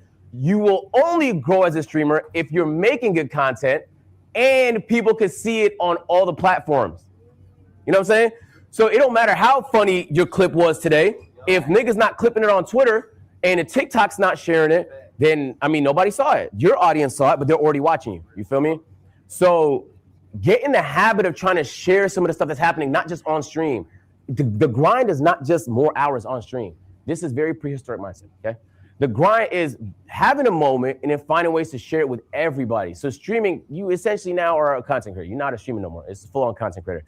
What's that? So how do you like do it with extra, like you said that people are in that work. How do you like get out of it? Like Steve, right? He has a big fan base because he gets out of his bubble. So how do you make it so different? How do you get out of your bubble? You just have to make an effort to consume different types of content that you may not particularly be interested in. It could be in a different language, it could be in a different font, but you just have to make a serious effort to, you won't leave it by accident. If you let your algorithm, it'll keep you in that bubble because that's the stuff you like. You just have to start consuming different things. That'll be on you, low-key, to just, teach your algorithm a little bit. I got a question. What's that? Why you think Kai only posts shorts on YouTube but don't post them videos on Instagram Reels? I think he's, I don't know. He's been talking about starting on Reels. Yeah, he's just been off for a while, focusing on other stuff. So, but just because somebody doesn't necessarily mean it's good or bad strategy, it's kind of just what works for you. Being everywhere for the average streamer works. I will also say, sometimes things apply to the biggest streamers that's not gonna apply to you. Like it might only work for them because they're them. You get what I'm saying? So like, take it with a grain of salt when you see a really, really big streamer doing something. It might not always work. It's worth trying stuff though, but it might not always work. Instagram Reels is OP. Are you post? Who's posting on Instagram Reels here? Wise, bro. If you are not, brother, how do I tell you? Right? Let me tell you how remember TikTok 3 years ago? That is Instagram Reels today. And especially if you have an existing audience on Instagram, it's crack. Really go up faster. Way faster. Not just on Instagram, but it just shares shit so well. Jeremiah. You can. It depends on your niche. I would say probably don't post more than 1 or 2 times.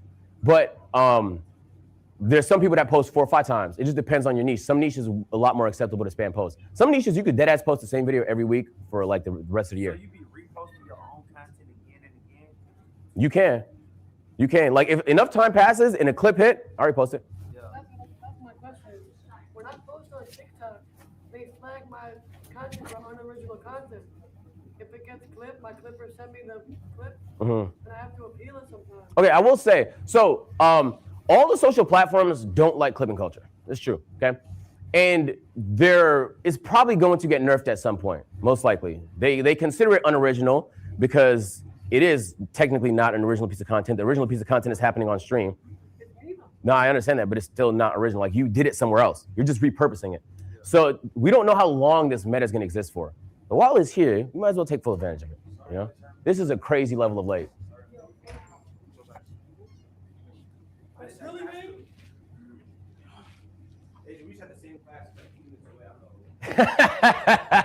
Yeah, I'm already knowing, gang. I'm already knowing. AJ, I got a question. What's that? You got like a different editor for like your gaming content style versus like your Yes, but we'll talk about that a little bit later. Okay, so this is like a good concept that I think everybody deserves to understand. A lot of people think the clip hit because it got views. All right, who here has had a clip that went viral and then nothing happened because of it? All right, this is common. Nothing happened. It didn't result in anything. Like it was a moment, then it passed. You know what I'm saying? Like it went viral, you ain't make no money from it. Money, like it didn't transition to no views on the socials. I want you to pay attention to this and let me know what you notice. Entire stream room into a big ball pit. It was a lot of fun. But I left the house for a couple hours and most have been pouring out the entire time. And you might think to yourself, like, how bad could it possibly be, Agent? It can't be that fucking bad. 100,000 volts can't be that bad, right? King. So who cleaned that? He is going to be Chris. Nah, at the time he wasn't camera. He was doing something else. But if you notice in that clip, your first thought is gonna be like, damn. Well, first of all, your first thought is Kai's gonna be mad. But then the second thought is gonna be, well, that's a pretty crazy thing to do on stream. You know what I'm saying? The clip is actually useful to you if it makes people think I should show up to the stream. Oh, there's some cool things that happen on that stream. If you collect enough of those, they will genuinely start to show up to more of those streams. Here's a second example of the same thing. Is it gonna let me click this X today? Fuck me.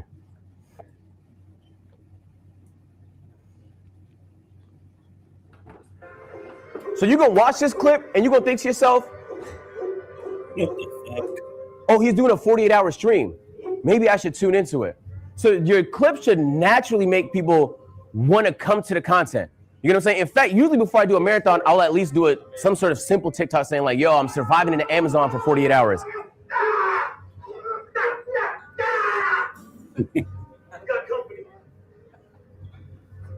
So point is the clips can get views, that's cool. But the clips should get views and make people think, damn, I should show up to this. You know what I'm saying? So if your clip got views and it makes people think this guy's a fucking asshole, then it didn't do you much good. In fact, it probably did you some harm. There's gonna be some mad people on Twitter and shit that just think you're a way that you're probably not. All right. I got a question. Okay. I feel like I've grown at least 6 clipping pages. I know how to do it crazy good. I can get all these captions. Okay.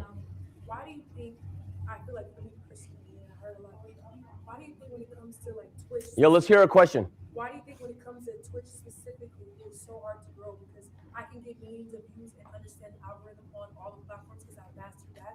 But to actually get them over, I mastered the everything that you said, but it's hard to get them over because I feel like Twitch doesn't push you out. You have to collab.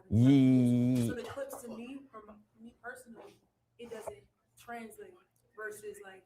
We could talk about that after because that's a very D's topic, but some of these concepts will help. Being able to apply short form and then what we'll talk about a little bit later, these will help, okay? All right, when it comes to understanding content, this is gonna sound like the simplest thing you heard today, but on God, half the room's not doing it, okay? A lot of people have the balls to do this part right here. You hit the live button, all right? And that's actually a big first step. A lot of people think about it, they actually don't hit the live button. But then after that, a lot of people skip this part. They fill it out, but they don't actually look. They don't actually see what the chat was saying. They don't see what the numbers was doing. They don't actually analyze the content to see if it performed. But sometimes they do. And then they still don't do this part, which is make the actual adjustment. What this looks like is, do we have any gamers in here that do gaming content? Right? Let's say you playing Valorant. All right, boom, you just did the content. You analyze the content. Your stream doesn't like Valorant. Okay? Maybe it's falling off. Just watch now. We don't know. Okay? You actually aren't making the adjustment. I've seen it so many times where it's like people are sabotaging themselves because there's something they want to do and it's technically not in line with what their chat wants to see. You streaming. At the end of the day, when you stream, you either entertain or inform. So if you're an informative nigga, then you could, spew the knowledge, share, help people. But if you're an entertainer, you actually genuinely have to entertain. If you're doing something niggas don't want to see, you're not entertaining. You're actually just selfishly entertaining yourself. But which is okay if you don't care about growth. But if we're here to talk about growth and you want to grow, it has to look like this and genuinely making that adjustment. So what would that adjustment look Like not doing Valorant. Like trying something else. You have to explore. While things are going well, you have to explore so that if things don't go well with that anymore, you adjust. I used to be in the 2K community. I knew what it was like to rely specifically on one game. It sucked. If the game was ass, what happened? Views were down. Nobody cared. It didn't matter how much they liked me. They wasn't going to watch content for a game they didn't care about. You know what I'm saying? You learn that lesson the hard way. And then once you get the momentum back again, now you start AMP. Now you start doing different types of content. You have to learn from these situations. Okay, so I kind of have that problem right now. Like I feel like I'm stuck in one game. Okay. So did you just like experiment and just do other games that were popular, or like what kind of things did you do? Did you do things that were like trending? Yeah, so if you want to do games that you think have the same audience as that one, and try and create some appeal into that game. So what game do you play? Marvel Rivals. So you maybe Overwatch would be a shitty game to go to, but essentially, I appreciate it. So essentially you want to find a game that has a similar audience and try and create the most high appeal stuff you can lead with to make people think like, hey, this is not so bad. Would you do like multiple games at the same time? Like if it Explore, like what Jinxie did was a really good example. We'll talk about it in a second, where he did Rainbow Six nonstop, right? Yeah, he did. But now he could do whatever he wants. He didn't start that way.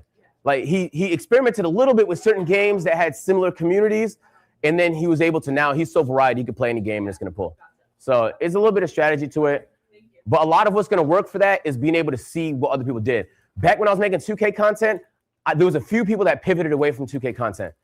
And I studied the fuck out of that. Like I was on their page, like he dropped this video, then he dropped this video, and then he went over there and did that. Feel me? But that informed me. So most of the time, the stuff you're doing, people done it before. Follow the blueprint. All right, speaking about that, who here is not in a niche? You just do whatever, whenever. Okay? All right. So I will say, the people that are in a niche, you have a higher likelihood to grow faster. There's other variables that can matter, but being in a niche helps a lot because it makes your content definable. When people look at you, they want to think, what's Suburb Baby content about? If they can't put a word on what his content's about, they're gonna struggle to fuck with that content straight up. When you can identify what something is, it's easier to identify with it. Like if I say Easy's a really nice person, I like watching streamers that give me a good vibe. Now I know that's the type of content that I like. You have to be identifiable. Being in a niche makes that a little easy. It's not necessary, but it genuinely helps. Let me give you some examples. Jinxie, we talked a little bit about him a second ago. He grew exclusively on Rainbow Six. He wouldn't touch another fucking game, right? Now he can play whatever game he wants. He could have went IRL. He could have did a whole lot of shit. He went into that. Dashie is another good example. I don't know how many OGs here know Dashie. He's one of my favorite content creators. Before he ever had a gaming channel, he had a voiceover skit channel. And he dominated. He had millions of subscribers. It wasn't until he dominated that field, he pivoted to something else. You'll see a lot of entertainment. 50 Cent dominate music, right? Then he's like, oh, what do I want to do next? I'm bored. Now he goes into film. He dominates film. Now you can do next. Be transitioning out of the niche before you conquered it. You can, but there's going to be a trough where things look a little ugly. You know, money slow down, views slow down. You could do that. I've seen it happen. Ron is a good example, right? Where Ron had a dip, but then he was good enough to where he was able to bring it back. And now, like, I saw him at 110,000 people at 4 a.m. yesterday. So it doesn't mean you can't pivot out of niches. Sometimes niches scare people because you think, oh, I'm a creative soul. I don't want to do one thing. I don't want to be in a box. Sometimes the box is nice. And just so you know, even when you don't think you're in a box, you just happen to be in a big box. Everybody's in a box. Duke and Speed, good examples of two NBA 2K content creators that grew to the peaks in their games before they transitioned and did other stuff. Duke doing lifestyle stuff, and Speed obviously doing the IRL streaming. Okay, this is like pretty practical. The biggest streamers are doing it, and it's not a secret. The guy that's synonymous with YouTube is streaming on Twitch. The guy that's synonymous with Twitch is now streaming on YouTube. It's not an accident. Like, they're watching what's happening and they're making adjustments. Streaming exclusively to a platform that's not paying you is just like, that's kind of like only playing on PlayStation, but you could afford an Xbox and a PC. Like, you can, but you're gonna miss out on some stuff. So you might as well stream on all of it. We're on YouTube and Twitch right now. But how can I do Twitch and TikTok? Because TikTok. You can do that too. A lot of people do that too. Like on this. Yeah. It's just like the issue with TikTok is if you say nigga one time, you're out of there. Yeah. So that's, for me, it's like, yeah. Nah, they fry you. Yeah.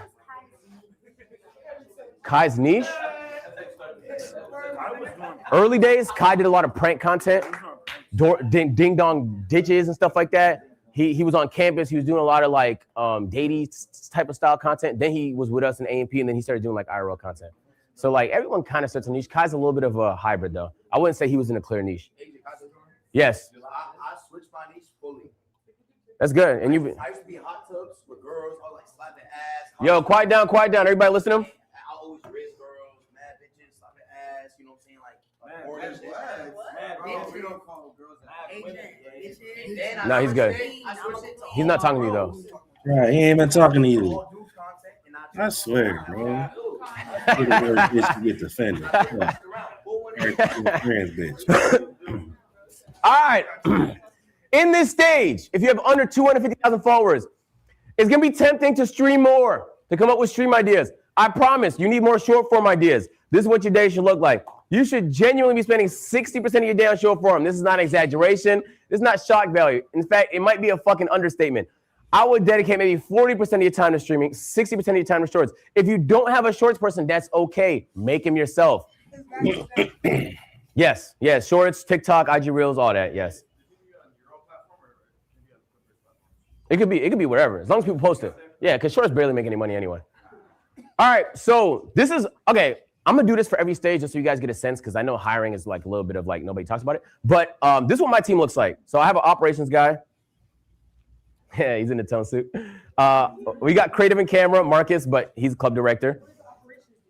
Operations like get shit done.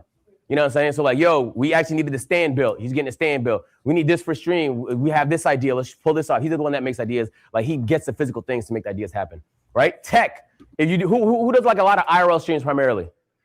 All right. There's a world where you might eventually need a tech person. Like if you start going to Amazon to survive, and you know you have all these sets you want to create, and you have all these segments. There's a world where it might be helpful to have a tech person, but not at this stage. A manager, this is the person, manager or agent, they want to get you deals. They help you with stuff, you know what I'm saying? Like from time to time, day-to-day things as well. Assistant, I know it sounds like assistant is like a luxury, but if you're making like over $1 million a year, I don't know how many people here, I don't want to pocket watch everybody, but you will hire an assistant and you will go, oh my God, I've saved myself so much time. What are you going to do with that time? Put it back into the content. But so you're making way more than you paying an assistant because you freed up your time. So assistants, I know it seems like an extra, but genuinely is probably one of the more functional roles, but not yet. A channel manager / editor, they can help with shorts, but primarily these are people running your YouTube channel. You don't necessarily need that yet. Shorts, this is actually the main thing I would suggest. If you do have some extra bread and you're looking to grow as a streamer, this is the main thing I would try to invest in, okay? And then accountants and lawyers, once you get to a point, people sue you for everything. So you might potentially need one, but not at this stage. So next stage. This is like a little bit of the middle ground. In this stage, YouTube is the game. If you do not start doing YouTube, I promise, once you become a bigger content creator, you'll be like, fuck, I have no YouTube presence. I'm an idiot for not starting earlier. So this is the point where every time you do a stream, you're not just thinking clips, you're thinking, hold on, what's the video? What's the thumbnail and title gonna look like? How am I gonna post it? Feel me? And this is gonna be a big part of your distribution. One thing you'll learn once you get good at YouTube, YouTube's ceiling is significantly higher than every other platform by a long shot. Like I want to talk about it. If you want to be a huge content creator and you're not on YouTube, you're not that big. It's just that simple. Even if you look at Kai before he started co-streaming, his Cenat live channel is pulling millions of views per video. All of the biggest streamers have huge YouTube presences. That's not That's not an accident. So not only does it have the highest ceiling, you stand to make the most money from long form content. Your appeal is a lot more global in Twitch, Kick, and even YouTube streaming culture. It's very bubbly, right? Your audience is gonna be people that's American, maybe speak English, maybe potentially more black. But on YouTube, it's like everybody watches it, everybody. And when I meet people that I'm like, damn, I wouldn't have expected you to watch my content. They actually don't watch the streams. They usually watch the YouTube, okay? And the good thing about YouTube is there's no end. It can eat 24/7. You go to sleep, you wake up, the video got more views. So when you create content that's evergreen, you're not just winning while you're live. It's just winning 24/7. Yeah. So I want to give you an example. If you guys have a Ludwig class at some point, please block in. This is no troll, one of the best executors of YouTube content. I want you guys to really lock in. I mean, try and analyze the first minute of this video.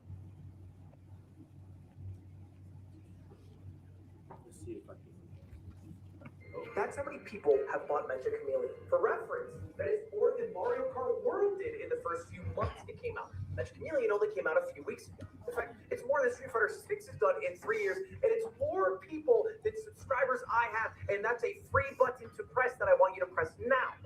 But it got me thinking. It's a lot of fun to play with your friends and pick a cringe spot if you want to win, or maybe just do a funny spot that usually doesn't end up working out. But what if you had actual professionals, aka artists? How would they do? To find out, I employed the help of my good friend Squeaks to be static hunters, and we would chase down. Okay, so I will. If you look through YouTube, there's probably not a single video that any of you guys did that. He's just the best executor I know. And the crazy part is like, Ludwig is not like a Kai Cenat speed. Like, obviously, no disrespect, but he's pulling numbers like them on YouTube. This is not an accident. That's a gaming video. He could have just started with the start of the game. Instead, he did this whole post commentary. He played music in the background. He was cutting, zooming to things. You're visually stimulated. But then the words he's saying is hooking you. What do you mean I'm playing with professional artists? That's just a good concept. Not only did he get the good concept, the thumbnail, the title, the packaging is good. Once you click on it, he's hooking you. So you're like, damn, not only did he give me context in case I don't know what the game is, but now I'm hooked. I want to know what the best people do. He's visually showing the painting. It's like maximum stimulation, and then there's going to be the release where the game starts, but now you're hooked. You get what I'm saying? So when you want to look at mastering YouTube, mastering hooks in long form, I genuinely don't know if there's a better person than Ludwig to do that. And then here are some examples of good thumbnails. So dumbest spots in Mecha Chameleon. Simple title, a circle and an arrow. Couldn't be that hard. But when you put yourselves in the audience shoes, you're scrolling through, you're gonna be like, where? I don't see anything. Boom, that's it. Where? I don't see anything. Let me click the video. That looks like a crazy spot, right? This is the Ash Out video. Ash is one of my favorite YouTubers and now streamers. And this is one of his funniest videos. I took a racist to the most dangerous hood in America. And not only was the content phenomenal, it was like a double prank where like he was frying people. It was like a really, really good video. But on top of that, this guy looks petrified and he's surrounded by people that you can make context of are in the hood. It's just a good video. So you should be looking when you're watching streams, when you're watching YouTube videos, don't just click the thumbnail. What about the thumbnail made you want to click it? If you're not asking yourself that question, you actually are just zombie consuming content. You actually haven't learned nothing. You know what I'm saying? Like, who here has a passion outside of streaming? Like, what's your passion? Read and music. Sometimes when you're listening to music, do you feel like, oh my God, I wish he would have done it like this? Or you think about why did he do it in that note? Because you're a student of music. If you're watching film, now you want to analyze the lighting and why they frame it like that. And who did the score and the music? If you're not thinking like that as a streamer, is it really a passion? I'm telling you, like you should be looking at it and be like, damn, he went crazy, she went crazy. What made that so appealing to me? You will learn so much by simply asking that question.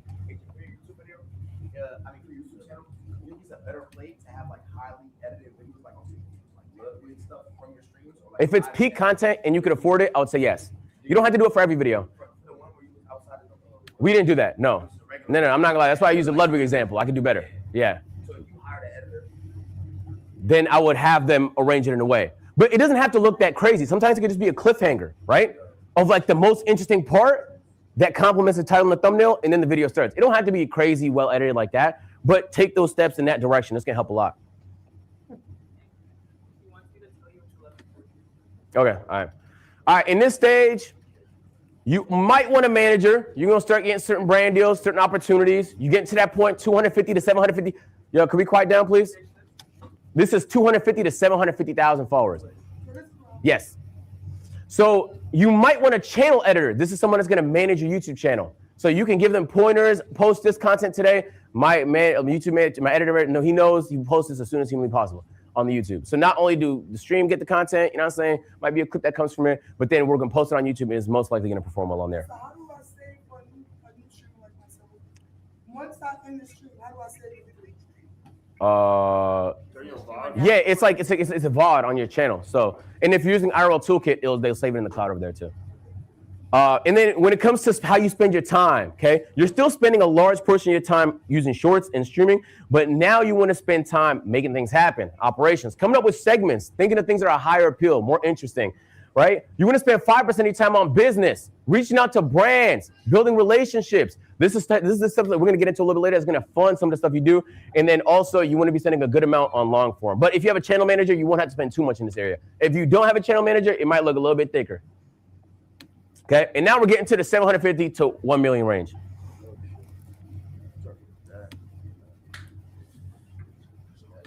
Do I gotta like pinch it? Is that why it does that? Am I slow? Okay, all right, in this range, congratulations. You can finally stream more, okay? Which might always be a good thing. Sometimes you don't want to be a volume streamer doing 12 hours a day. It's a burnout. But in this, if you want to think to yourself, let me give you a couple examples. Like in this context, let's use Lacey for an example. Lacey has a channel manager. He has editors. He has managers. He has all that stuff. There's really no reason why he can't maximize his time streaming here and even after here. So like as a really big streamer, it makes sense to dive more of your time into streaming. That's going to result in more clips. That's going to result in more revenue. That's going to result in a better connection with your community. But I wouldn't pre this before you did all the other stuff. Building the community exclusively on them streaming platforms is very, very challenging. So if the goal is growth, spending time off platform first is the best way to do it. All right, couple fun facts. We talked about it earlier. Co-stream everything, please, for the love of God.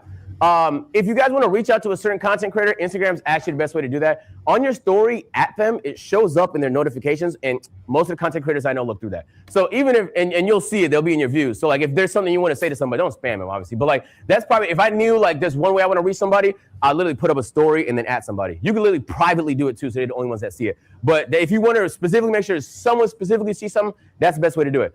Twitch stories are very underrated. I actually don't use them. Kai, the one that told me this last week. And he used them for every stream. You know what I'm saying? If there's a stream he wants to hype up, Twitch stories send a notification to your Twitch followers. So now they know when the stream is going to happen. That's elite. Instagram communities, super underrated, especially if your community is already on Instagram. I know Twitter comms are leaving soon, so if you're looking for an alternative, I made an Instagram community. I personally couldn't be bothered with Reddit or Discord. And the more you study, the more you win. I promise. If you are not studying, you will win less. This is facts. You can be the most entertaining person in the room. But if you are not paying attention and studying the content that's performing on your channel and on others, you will be limiting yourself. This is factual. In this section, you want to spend a large percentage of, can we quiet down, please? In this section, you want to spend a larger percentage of time on strategy. What direction are we headed? What's some fire shit I can do for the summer? What's the rollout going to be like? You know what I'm saying? You want to spend a large portion of your time streaming. The streaming is the top funnel. You go live, the clips eat on socials, you post it on the YouTube. The more you stream, the more content gets disseminated everywhere. You want to spend a good amount on the business side. Ideally, you don't have to do too much because you got managers and agents and things of that nature. And then 10% is now managing. You have a team. You actually have to manage people, and you can arrange your team however you want. It genuinely really depends on the type of content you do. My content is really variety. We use some IRL, some gaming. We do a little bit of everything. So this is the layout that I found was compact enough to where like it's not too much people, because then you got to travel with everybody and stuff like that. But it's like you're not bottlenecked. I don't have to think to myself, oh my God, I wish we had another hand. You know what I'm saying? So the teams are super specific to the content that you do. There's no ideal formula. I would always recommend, if you know a bigger streamer, ask them. Before I made a hire, I called Ludwig. Yo, Ludwig, what you think about this? Yo, Kai, what you think about this? Phantom, what you think about this? Because everybody has a different formation. You want to see which formation might make sense for you. Fair question. So, as you can tell, you have all those members on the team do you have them specifically work on that task, or is it like a team thing where It's a team thing. Everybody helps everybody. where you find these people? Wait, can you say that again? Everybody helps everybody. Yeah. If someone only does one thing, they're a little useless. Okay. Yeah. Yeah, like today, for example, my channel manager is doing some clips. Okay. You know what I'm saying? You know, but like everybody helps everybody. I also believe that like. You talking to him? No. Okay. He's a go. Okay. But I would just say like I personally tell people that it's also good to know a little bit of certain other people's jobs just in case like we have multiple. 100%. Yes. He's not even a cameraman. He used to run operations. So, but he could also run camera. So where you find these people? Referrals usually for me. I'll ask people. How long do you think you go through trial and error finding somebody that's like good? It's like people could say they do things, but work ethic is kind of like consistency is like really important. We could talk about that off stream because it's a little tough. Okay, let me give you an example. All right. As you grow in streaming, you're gonna want to take certain risks. And now we're talking a little bit about money. So I need everyone to pay attention. I know money sounds like the thing you do to get Ferraris, but this is not true. Money is the thing that's gonna make your ideas come to life. Some of you guys have some really big ideas, some things you want to try, but you can't pull the trigger. Why? Because it's a huge fucking risk. Certain risks are worth taking, others aren't. I'm gonna give you 2 examples. This is a risk that had paid off for me. So first time I went to the Arctic, first of all, I bet my chat that I could survive in the Arctic. They said, no, you can't. I said, all right, bet. Yeah, I booked a trip and I knew I was probably gonna lose money across flights. The north is super expensive, et cetera, et cetera. We'll get into the expenses, but it made some money though. On the YouTube, the video actually performed really well, so I was able to get almost $7,000. And then the actual Twitch stream of it got $17,000, which sounds good. A couple interesting factors though. 2 years ago, this number would have said 50,000. So ads are down. And it's not because I'm running less ads, it's just, that's the nature of Twitch. Twitch doesn't currently have a system where they could have higher CPMs and lower CPMs like YouTube. So overall, ads are just lower than they are. I know that going into it, that's part of the risk. So I'm making anything from like, what, $24,000 on this.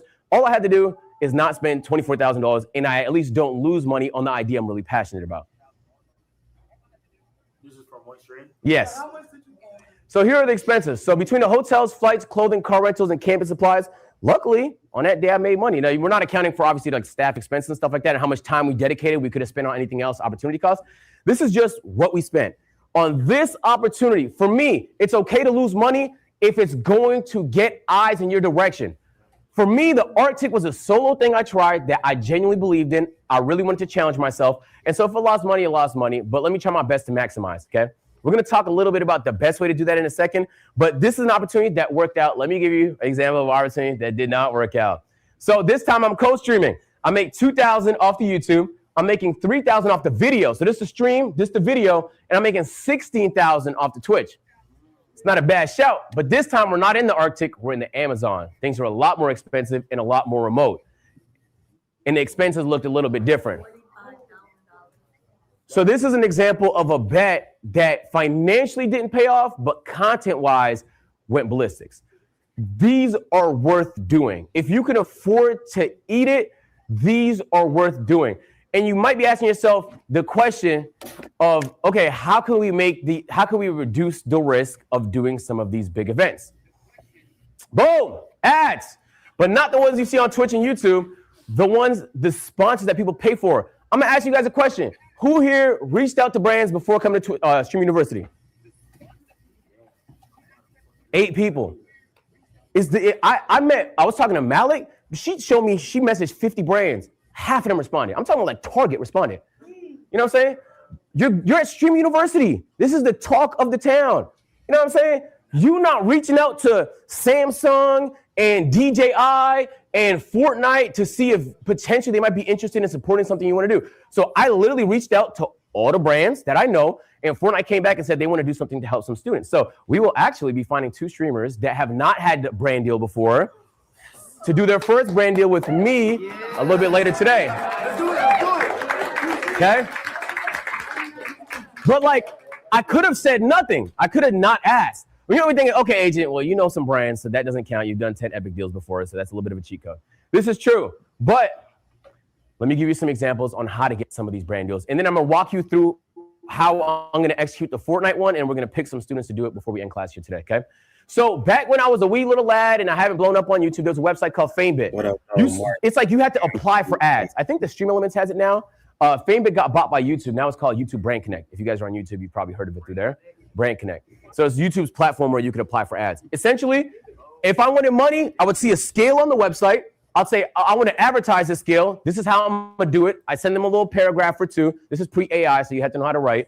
And then you send submit, and you get a brand deal. I just reached out. At the time, I was broke. I was looking for anything. $250 to sell a scale to 10,000 people. I'll do that, gang. All right. I need some bread. I was broke on campus at the time.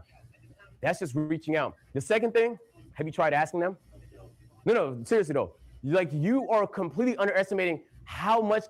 I have talked to brands that have literally told me, we only work with the biggest streamers. I've talked to brands where they said we only work with the smallest creators. We like doing small deals. We don't want to do anything too big. If you are not asking, you are selling yourself short. Third is management. You'll get a lot of inbound deals, right? For me, there's a lot of deals that come in. Honestly, Epic is a lot of them. Where they'll reach out to your management and say, do you have any gamers in your roster that are interested in doing this brand deal? So if you can find some good management, it's a whole separate conversation. You will get some brand deals through that. Develop relationships. I had a brand deal a month ago where all I had to do was show them that I actually use a product. I pulled the laptop out. I was like, I use this. It got me a second brand deal. Building relationships. Once you do a brand deal, chopping it up with the people that was there, saying hi, telling them some of your ideas, getting to know them a little bit. This is how you spin back. You don't want to be one and done type of guy, okay? And then obviously proof of concept. Streamer University, it had some big support from brands, stuff like that last year. But did you see that page where he showed all the brands this year? He proved it worked. So even though it's Cenat, one of the biggest streamers, and this is one of his biggest ideas, he still had to prove, even Kai had to prove his idea worked before our brands were willing to jump in and help. And now that they know it works and they love the concept of it, exactly. So this also means if you have a big idea, sometimes you got to bite the bullet and go to the Amazon and lose $20,000 because next time you might be able to make some money on it. Okay, so I will say, and I'm going to use the Fortnite example to kind of walk you guys through what you should and shouldn't do. I'm even going to show you the brief if you guys haven't seen it before on what they'll usually send you and what the communication looks like. The first question you do when you get a brand deal, please ask this question, please. What would be a successful integration for you? If you do not know what they want, you will struggle to do a successful one. This is just facts. So the first question I asked Fortnite, what looks good to y'all? What would you like to see happen? And they're trying to promote the sprites. So, they're all around campus and stuff like that. Okay, boom. They want to focus on sprites. What about the sprites? Oh, the fact that you could trade them, the fact that you could own them, they're permanent now. It's a new season. Each one has different things. Some of them are really rare, hard to get. Okay, cool. I'm learning all this. I'm farming information. Because when the brands trust you, they're going to let you cook on your stream. They're going to pay you to just creatively integrate it into the content that you're making already. Correct. And the ad I do with the 2 students later will be the actual ad for them. But if they don't trust you because you've never done it before, sometimes it's harder to get that. Has anybody worked with a brand that was a little bit they wouldn't let you do what you wanted to do? They wanted to do it their way. It sucks sometimes. It happens. It happens to me. It happens to everybody. It's not a good experience. But when you can find brands that trust you to just cook up. You feel me? And don't sell, bro. Because when you sell, they're going to look at me next time like I'm a sell. Because they're going to be like, streamers, they don't do brand deals well. So when you do a good brand deal, you put on for everybody else. You make them way more likely to spread the wealth upon anybody else. So you want to ask that first question. Then you want to ask a second question. What are the talking points? This is important because sometimes it's going to be hard to fit the talking points into the thing you're doing. And if that is the case, it's cool to say no. So I'm going to show you an example of the deliverables in the brief. And I'm going to walk you through this is what the brands will send you when you get a brand deal. What I like to do is I put it on a side monitor. You know what I'm saying? You'll have the talking points and you'll have all the facts. The first thing they're going to do is explain the thing that they're promoting. If it's a game like Epic, Fortnite, it's going to be a new season. New season, new fun stuff. This the fun stuff. Look, they got sprites. What do? All right, well, they're rare and they got this and we're going to have them all across campus. But for this, you're going to give away a couple brand deals. Okay, that's awesome. Where can you get them? They're going to tell you where you get them. I cannot explain this enough, guys. If you do not understand the thing you're trying to sell, you will do such a bad job. I've met so many streamers that don't look through the brief. They get on there, they're doing a brand deal, they don't know what they're talking about. And it could be kind of funny in a comedic way, but you're not getting that brand deal again. They're not going to spin back and want to do something with you again. So it's worth your time to understand what exactly it is. In fact, I mean, come on, gang, it's money, bro. Download the game and play it. Download the game, play it, try it. If it's some IRL thing, get the product, try the product before you say yes to some of these things. It's worth actually testing it. And so obviously last night I'm looking through this, making sure I understand how everything works. And then obviously I'm gonna break this down to whoever we end up picking here today. But you want to understand how they work, where you get them. You got to extract them. Okay, so there's certain concepts you got to extract them before you die. Otherwise you lose them. They're permanent this time. They've had them in the past. Okay, now we got the stream requirements. Okay, a lot of this stuff is pretty simple, but if you do not do them, they will text you during the ad really upset. Okay, because for some of these things you can get sued. So the title has to include Fortnite sprites. Okay, this is what we're doing. Include Fortnite sprites in the title. Okay, and the disclosure, FTC disclosure, you have to tell people, yo, this is a sponsored segment. Okay, this is a sponsored segment, and this is, by the way, guys, a sponsored segment. Okay, and you want to do that on stream too. Now, I'll be honest, you probably can't get away with it if you're a small streamer, but the bigger you get, genuinely, they will be on your butt if you do not do that part. And honestly, just for your stream too, it's good so people know when they're being sold something. Okay.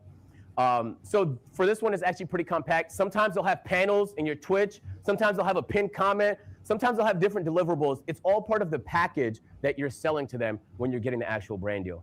Okay? And so this is the part that I would usually have up. These are the key talking points. I know it looks like a lot, but it really isn't. They're just explaining what the sprites do, the specific sprites with different rarities, what they're called, and what different things is. So like the mythic sprite deploys a shield bubble every time you're using a healing item. So you want to memorize everything in the bullet points, okay? But if you forget them, you know what I'm saying, in between games, stuff like that, take a look, remind yourself. You should understand how they work, but sometimes they say mad talking points, so it's not always the easiest to follow along with, but don't forget this part, bro. It's way harder to build. It's way easier to maintain a relationship and do mad brand deals with the same brand than to find new brands every time. And there's not a ton of brands. There's only a certain amount spending a good amount on streams, so you want to pay attention to those and focus on those. In fact, to the point where if I see a brand I like, do a brand deal with somebody else, I'll reach out. I'll say, yo, I have this idea. Are you interested in partnering in this idea? You know what I'm saying? And that's just, you know, they're spending money. If they're spending money in content, they have a department for it. If they have a department for it, they have a budget for it. And if they have a budget for it, why can't it be you, bro? All right. And then on the bottom, there's usually the do's and don'ts. So certain brands are gonna have certain do's and don'ts. Maybe don't call it a skin if they prefer it called a costume. Maybe don't call it a character if they prefer it's called a hero. Maybe don't swear, you know? Maybe don't do anything that's, you know, not ideal for kids if you're playing a video game that's like 12 plus or something like that. So this is like really obvious stuff, but we've probably all been guilty of it at least once, accidentally breaking them. It's not the end of the world, but it can be actually, depending on what it is. You know, if you're doing a Samsung ad and you accidentally show an Apple product, you're pretty much fried. So you want to pay attention to some of the stuff. They'll tell you all that in the do's and don'ts. So it's not that scary. I know it's kind of like a lot of text. I wouldn't do this to you in a presentation, but they'll send you this just so you know everything to do. So a background on what it is that you're about to be doing for the sponsorship, the talking points, and then a little bit more about the actual product itself, in this case, which is the sprites. So not that scary, right? Has anybody here not done a brand deal? Interesting. Okay, good. I'm going to talk to you guys before we end class. Okay, so anybody here not have management or an agency? Okay, so you guys want to focus up on this part. Yo, can we quiet down real quick? We're almost done. All right, when you guys, so we talked a little bit about short form, long form, and streaming, right? Now you're reaching out to a brand. You're not just a streamer. You're not just doing a 1-2 hour segment. Now you have a presence on Instagram because you've been posting reels, so you can include the IG story as part of the package. That's good bread. Now you could include the TikTok and a reel as part of the package. That's actually the best bread currently. Yo, listen to me, but please trust me. I talk to a lot of brands. Currently in 2026, in this current month and day and hour, brands are more excited to spend money on shorts than actual streams. This is true. I've talked to brands that said, I want to do the stream, and they said, do you want to do a short? I'm telling you the truth. All of them, their brains don't completely understand content all the time. They see the views on Twitter and TikTok, and they think those are like the same impressions as your concurrent viewers on Twitch. So it just looks sexier to the suits to see this really big number of impressions, which you can get on shorts. This is just factually true. So even though the influence isn't as crazy on shorts, you have a stronger influence, a deeper community, more motion, streaming. That's not how they see it. So we know how they see it. And if this can help fund your big ideas, applying all these concepts, focusing on shorts and long form, how do I tell you? I will make more on a TikTok IG Reel ad than I will on a Twitch ad. And I barely spend time on IG. Like I'm forcing myself to spend more time on that platform. I'm posting 2 Reels today. So please do not underestimate how much money can be made because the native ads on TikTok suck. So you might be thinking there's no money there. The biggest ad I've ever done in my life was a TikTok.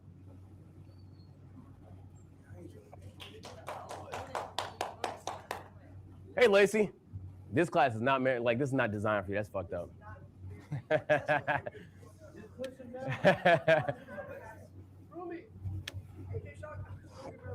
Okay, last thing I want to say is before we pick the students, you always want to ask for feedback. This makes you look good. Feel me? Not only does it make you look good, it's gonna help you improve. What could I have done better? Oh, well, they didn't like the part where it was lagging, maybe fix up the connection, but they love the part where you talked about this. If you even asking is something that only 5% of people do. Immediately they're gonna say, oh, this is a serious guy. And when they take you serious, they're gonna spend serious money on you. This is facts, okay?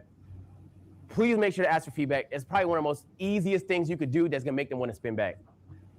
Okay, all right, sorry, that was a lot. So I know that was a lot to throw at you guys. Okay, before we head out of here, because we all appreciate it. Before we get out of here, because we're running a little bit late, can everybody who has never done a brand deal before, please put their hands up? Okay, interesting. All right, I'm gonna have you guys meet me in the front of the class, and then we'll probably just, oh my God, I forgot we're giving away a Sprite. Huh? Okay. All right, so we actually don't know. How should I get this way? Hold on, I can't just get handled like that. I can't just handle like that.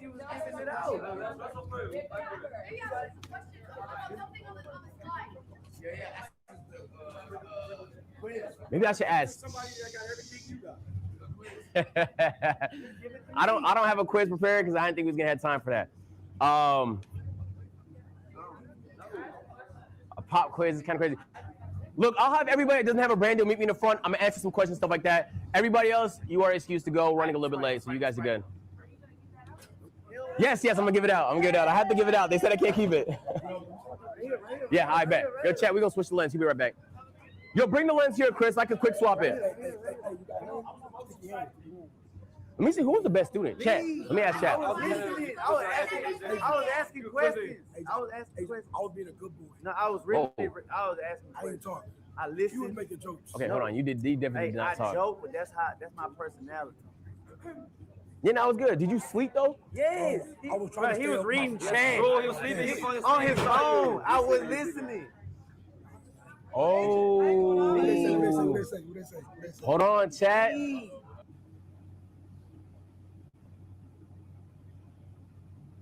Real quick. You don't steal this, I'm gonna smack you. He gonna smack you, bro. I don't cross boundaries. You steal everything else.